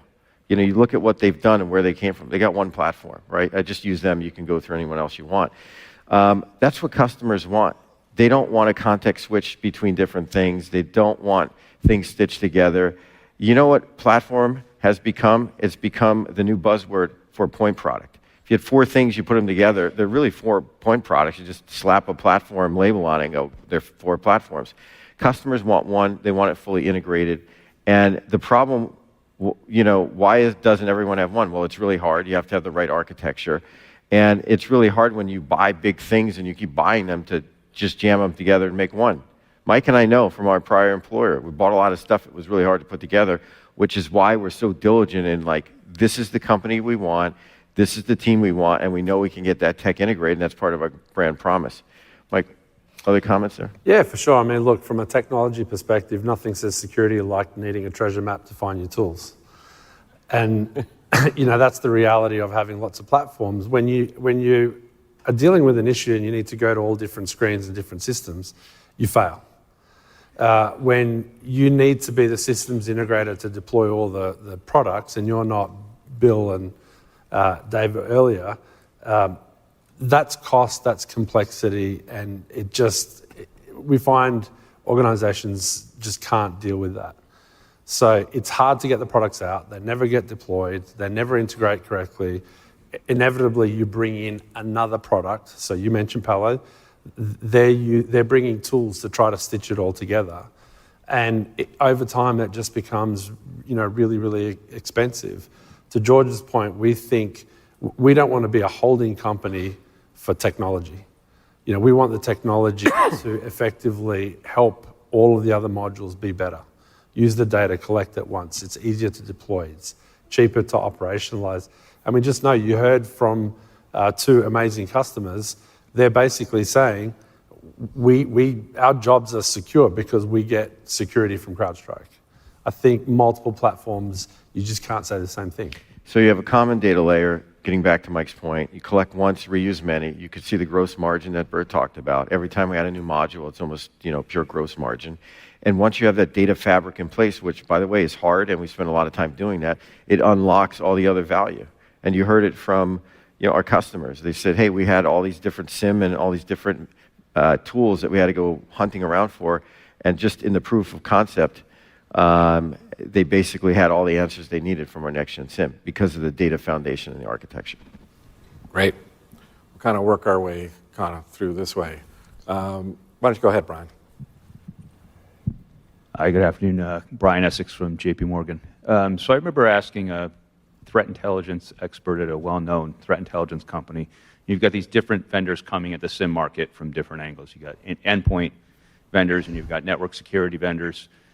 Which one's the most important? And he said endpoint, no question. Like having that native integration with telemetry at the endpoint is critical for the most valuable next-gen SIM platform. As you look at the agentic opportunity ahead of you, which variables do you consider the most critical for the success and to establish CrowdStrike as a winner in that market? Well, I think you hit the nail on the head. When you look at the types of data that's out there, all data is not created equal. I've said this for many years. The fidelity at which we see on the endpoint is well beyond anything you would ever see in the network, period. And, we have one of the largest agent footprints in the world for security, period. So when you look at that fidelity, we can tell what the user did. We understand the identity. Down to the process, almost to the thread level of when something happens. So all that very rich telemetry gives us an idea what's happening. And again, it has set up the foundation for all these other modules that we've been able to monetize. Well, you have to apply the same set of principles into an AI agent, right? Because, as I said, it's going to have identity. It's going to touch data. It's going to talk to other systems, other agents that talk to other agents that talk to an MCP server. Right? You have to have a visibility through that entire chain, that entire pipeline. You have to put guardrails around it, but you actually have to, through the process, understand what's happening. Because if something breaks, you're in a large financial institution. If something breaks, they can't go, I don't know. You go back to the regulators, I don't know. That's not going to work, right? You got to go, this is what happened. Here's how it all operates. Here's how we've introspected it. And we have the deep expertise in that area, and we've got the guardrailing and the protection around it. So that's the way I would look at it. If you believe in what we built for the human, we take those principles and, a lot of technology is already built. Take Pangea, and we are in the perfect position to be able to protect all those AI agents with the market opportunity that I showed you. Great. Roger? Awesome, thank you. Roger Boy with UBS. On Pangea, we've seen a lot of M&A in this AI runtime security space. George, you talked about what separates Pangea when you acquired it, as well as your right to win in that market. I guess it still feels like we're kind of in the early days there. Across all these acquisitions, there's not a ton of revenue. How do you see that market picking up? What triggers that adoption? And I know you mentioned compliance earlier. Is it that simple, or how do you see customers picking up that space? Yeah, well, it's a fair comment. There's a lot of players that are out there, actually too many. That's why they're all getting bought. What wins in this market is going to be the platform. Oliver is the CEO of Pangea. I said I knew the guy for 30 plus years, 5 different companies, wherever he's done. He knows his way around. He's overwhelmed this week at Fal Con with customers going, we got to demo this, we got to see it, as soon as it hits the platform, as soon as it hits our distribution, as soon as it hits our partner network, it takes off, right? And again, these are things this is not another agent, right? So it makes it a lot easier for us to integrate it. And they have all the right underpinnings for it. So the integration will go smooth, and as soon as it hits the platform, it takes off. The thing that we like about them and what we thought was differentiated is you have a lot of companies. What do? They have 5 guys, a dog in a garage. They connect to a bunch of APIs. They put a nice UI on it, and they call it good, and they want to sell it. Well, that doesn't always work. And if you look at what Oliver and team did, they actually built technology for the developers as well. So they're covering the developer community, which is really important, as well as the runtime piece. And this, I think, really makes them stand out from all the other players that are out there. Good.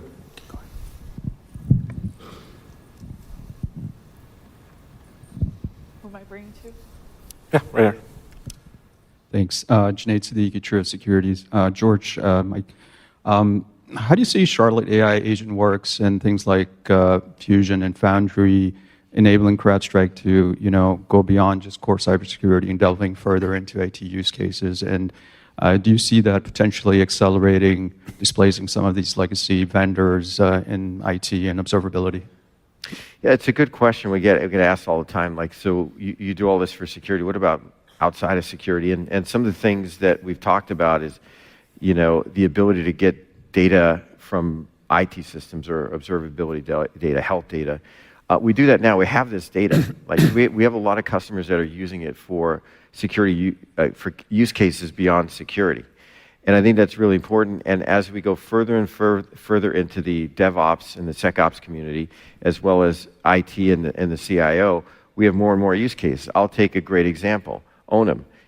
Today we talked a lot about next-gen SIEM and the pipelining, those sort of things. Guess what? You can do any data. They have plenty of customers that don't even use security use cases. Like they're using it for pipeline data, right? Of just log data wherever you want it. So I think when you look at the opportunity, Onum also gives us entree and the right to win in markets other than just core security, right? When you can own the data fabric within a company and how I call it the railroad tracks, from one depot to the other, that's an incredibly valuable piece. So we can go into a large company and we can say, hey, all of your data moves around. It's costing you a lot of money. You're spending it with a whole bunch of multiple vendors. We can save a ton of money and consolidate there. And then some of it you'll put with us. Some of it you may put with some other folks that do different things. Great. Falcon for IT. I mean, we are doing big displacements of some of the IT competitors that are out there because it's all integrated, works. And Mike talked about now the patching piece, which was an element that we just added. So I think we're in a great spot to go into adjacencies that make sense for us. We're never going to go do things that are too far afield, but if it has to do with data, if it has to do with kind of IT and AI that you're protecting, yet they're generating about 20% of your ARR. And so I'm wondering, how do you drive more customers to Flex? Because that seems to be the key to reaching your $20 billion ARR target you put out. And then as a quick follow-up to that, does M&A have to play a bigger role at CrowdStrike to get to that $20 billion? Let me handle the Flex and then we can talk about the other two pieces, really, Flex and M&A. So on the Flex side, I think as Mike mentioned, Bert and myself, we've said it for a while, the world of a Flex-only license model is not very far away. I will just say that. And I keep telegraphing to people that it's not that far away, right? Because it is the right model for customers. You heard the two customers, you saw the journey and the numbers, equate to what they actually said. So that's the way we're going to get there. We were able to accelerate that a bit over the last year with CCP and those sort of things, but now there's a natural renewal cycle that's happening. And as customers are buying more, every time they buy another module, it's an opportunity, it's a touch point for us to go, okay, we need to move you to a Flex. So that's how we do that with the existing customer base. In terms of how do we get to the other 20 billion, you guys can. Yeah, first I'll start. We think about being opportunistic on our M&A, right? We talked about how we think about it, great people, great tech. We're never going to stop doing that, Andy. We're going to go after looking for great people. We're going to be looking for great tech. George, mentioned that if there's a bigger deal that, is out there that makes sense to us, sure, we would look at that too. So we're always scouring the world. It's actually Mike and his team who are scouring the world to find great tech like Pangea and great tech and great people like Onum as well. Maybe you want to. Yeah. I'll go back to the Flex comment, Andy, because I think it's super important. It just takes a little bit of time to train your field. It's a different selling motion. We have to train the team on how to have the conversation, how to build the demand plans. We rolled it out here in the US, so you have to take it locally, and then partnering with DB and his team. You got to train your partners, you got to enable your partners. But here's the thing, momentum is a wonderful thing. Mm-hmm. So when a couple of salespeople start getting a bit of success, their friend on the left and the right, they want to do the same thing. Partners, you heard before, they're starting to get their head around what Flex means. And I think we've now got momentum in the industry. George said it really well. People aren't even bothering to come up with naming conventions. They just call it Flex. So customers are now pulling. They're basically saying, hey, what's my Flex contract? We had 2 customer advisory boards this week. and customers are saying, will this be in Flex? The amount of people that have said to me, Onum is part of Flex, right? Pangea is part of Flex. And we're like, yeah, absolutely. Pangea hasn't closed yet, but Onum has closed. It's part of Flex. So that will come very, very quickly. And to George's point, we're telling our field, learn Flex, because you're going to go to the pricing book. It's going to be really thin, and it's going to be simple, and it's going to be a page on Flex. And that's kind of what we're enabling everybody on. And we've echoed that to the partner base. So Monday was Partner Symposium, 1,200 partners in the room, 20% more than last year. Flex, flex, flex. George was there to say the same thing. So I'll invoke MC privilege at this point and address a question that a lot of you have been asking for quite some time, and it has to do with what's been called core, right? For us, we get that question quite a bit, and I thought it was a great opportunity to just talk a little bit about it. So first of all, we don't see but George and I and Mike have been talking about this forever, about the fact that, we don't see it that way, core and emerging products. We think about it as platform. It's a platform sell. And it starts by the fact that when we think about platform, some of our earlier modules, you're needing some of them to do some of the later, you need some of them to make the other ones work. It could be, pick one, exposure management or identity. You actually need that to work to make the other ones work. So it's very difficult to decouple it because it doesn't actually make sense. But I'll leave you with 3 points or 4 points. One is when we think about the platform sale, and you think about what we went through the last 12 months. The last 12 months was all about retaining our customers. And we've given out a lot of stats about how many modules our customers adopt. 48% for 6, 32 for 7, and 22 for 8. But those first 5 that we didn't give out, those are some of those earlier modules. We talked earlier days about the big 3, which is detection, prevention, and Overwatch. All those customers that we were talking about that we needed to retain, they've got those for the most part, right? So we were focused on keeping those customers, right? So that's number 1. Number 2, we're still less than 20% penetration in the legacy EDR market, right? In modern endpoint, the 20%, less than 20%, we have this huge opportunity to go after the legacy EDR players. They're all over the world. We have this huge opportunity to go after that, not to mention the remaining pieces that are owned by the so-called next-gen EDR players, which we're taking share from them too. Mm-hmm. So we have a huge opportunity to continue the penetration. And third, we think about being able to enter a customer's environment in things other than EDR, next-gen SIEM or identity. It's a huge opportunity for us. Shield. These are Onum, with next-gen SIEM. We have this opportunity to penetrate a customer's environment with things other than EDR. So it really starts to not make a whole lot of sense to be thinking about core versus non-core. It's the platform. And then finally, when you think about the first 2 things I talked about with respect to the last 12 months and respect to less than 20% penetration into the modern EDR, you think about this opportunity for us to look at where we were pre the outage, right? And we have this opportunity to go after all these new logos and think about where we were then and all the things that we can do to go on that path, right? And for us, I said it on stage before, the opportunity to go after new logos, great. We're really excited about the slide that I showed you in terms of where we are with penetration. But I'm also really excited about that white space slide that I showed you guys.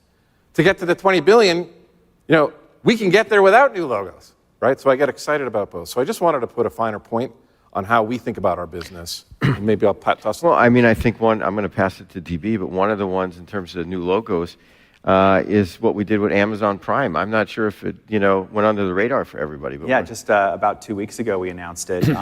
We did a deal with Amazon. They have a service called Amazon Business Prime. You might know what Amazon Prime is, but for businesses it's called Amazon Business Prime. Included in the membership is Falcon Go.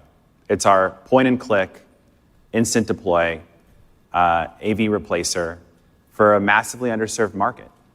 Already thousands of these have been redeemed. It's awesome. And we were able to monetize that with Amazon. And it just proves the power of the partnerships we have and these partners wanting to take us to market. Look at Amazon, largest hyperscaler in the world. We're the security they want every small and medium business to have. Yeah. And, they only get some, and then obviously the idea is they're going to buy more. It's an on-ramp, and then we're going to do what we do, land and expand. Exactly. Perfect. So hopefully that was, helpful for everybody. Let's continue on the path. I see you next, Greg, so go ahead. And don't worry, I'm staying behind. I'll be there for you guys if I don't get you. Hi, it's Greg Moskowitz from Mizuho. George, you mentioned earlier that you expect there'll be 150 billion AI assets that will need to be managed. Today, we're hearing about agentic starting to take hold in pockets of the world, but AI security hasn't been deployed much yet, and this includes security, copilot, and workflow technology, which I would say the industry is yet to really monetize, even though you're clearly in a relatively strong position with Charlotte, right? So with that said, my question from an AI security monetization standpoint is, when will the floodgates open? Well, I mean, it's a good question, the fact that when you look at AI itself, a lot of people you have ChatGPT comes out, you have the ChatGPT moment, everybody's like, okay, how do we use it? Then you have this big explosion, people are like, okay, we can't let everybody use it, so they kind of build their own policies and guard. I mean, it's almost caveman what some of the companies are doing with, to be honest with you. So you have that piece, and then you have how do you leverage AI within your own business to make it, to sell it or make it more efficient? And I think as you see the adoption of AI agents, let me just start there, across different platforms, not CrowdStrike, but AI agents, they're going to all need to have protection. So that's, when that adoption goes up, and you heard me talk about sort of the hype and then the trough of disillusionment, and then everybody sort of optimize it. That's really where you're going to see a bunch of money be made when people focus their use cases on what they can really save money and time and effort and flatten the hiring curve. They're all going to need protection. And then with respect to, so that's sort of the protecting the AI agents, as they get deployed in production. The second part of your question was, well, what about Charlotte? Well, we went through Charlotte as a little baby all the way to, teenage years now, or beyond, and look at the innovation that we've driven in the platform. Look at what it can do. I mean, you heard, who was it, Tom? 6,000 hours? One of them was 6,000 hours. 6,000 hours, Tom. Tom, 6,000 hours. Now you're starting to see it be realized. Now we have the ability to monetize these different AI agents as well. Some of them are with modules, but you can almost think of another platform play with agents, where you can then start monetizing all the agents, within their subcategories. So it's all to be seen, but again, we're sort of a product too of how the AI adoption goes within the industry, and then we'll be there to secure it, and then we'll be there to monetize it. I think you're also, one thing to add is, you're one significant cyber attack away from seeing people focus really quickly. Agents are now talking to agents. So you can have a situation where these agents are accessing your calendar. They're accessing business systems. When you are in a chat session with a very basic agent, it talks to other agents, that kicks off workflow in the organization.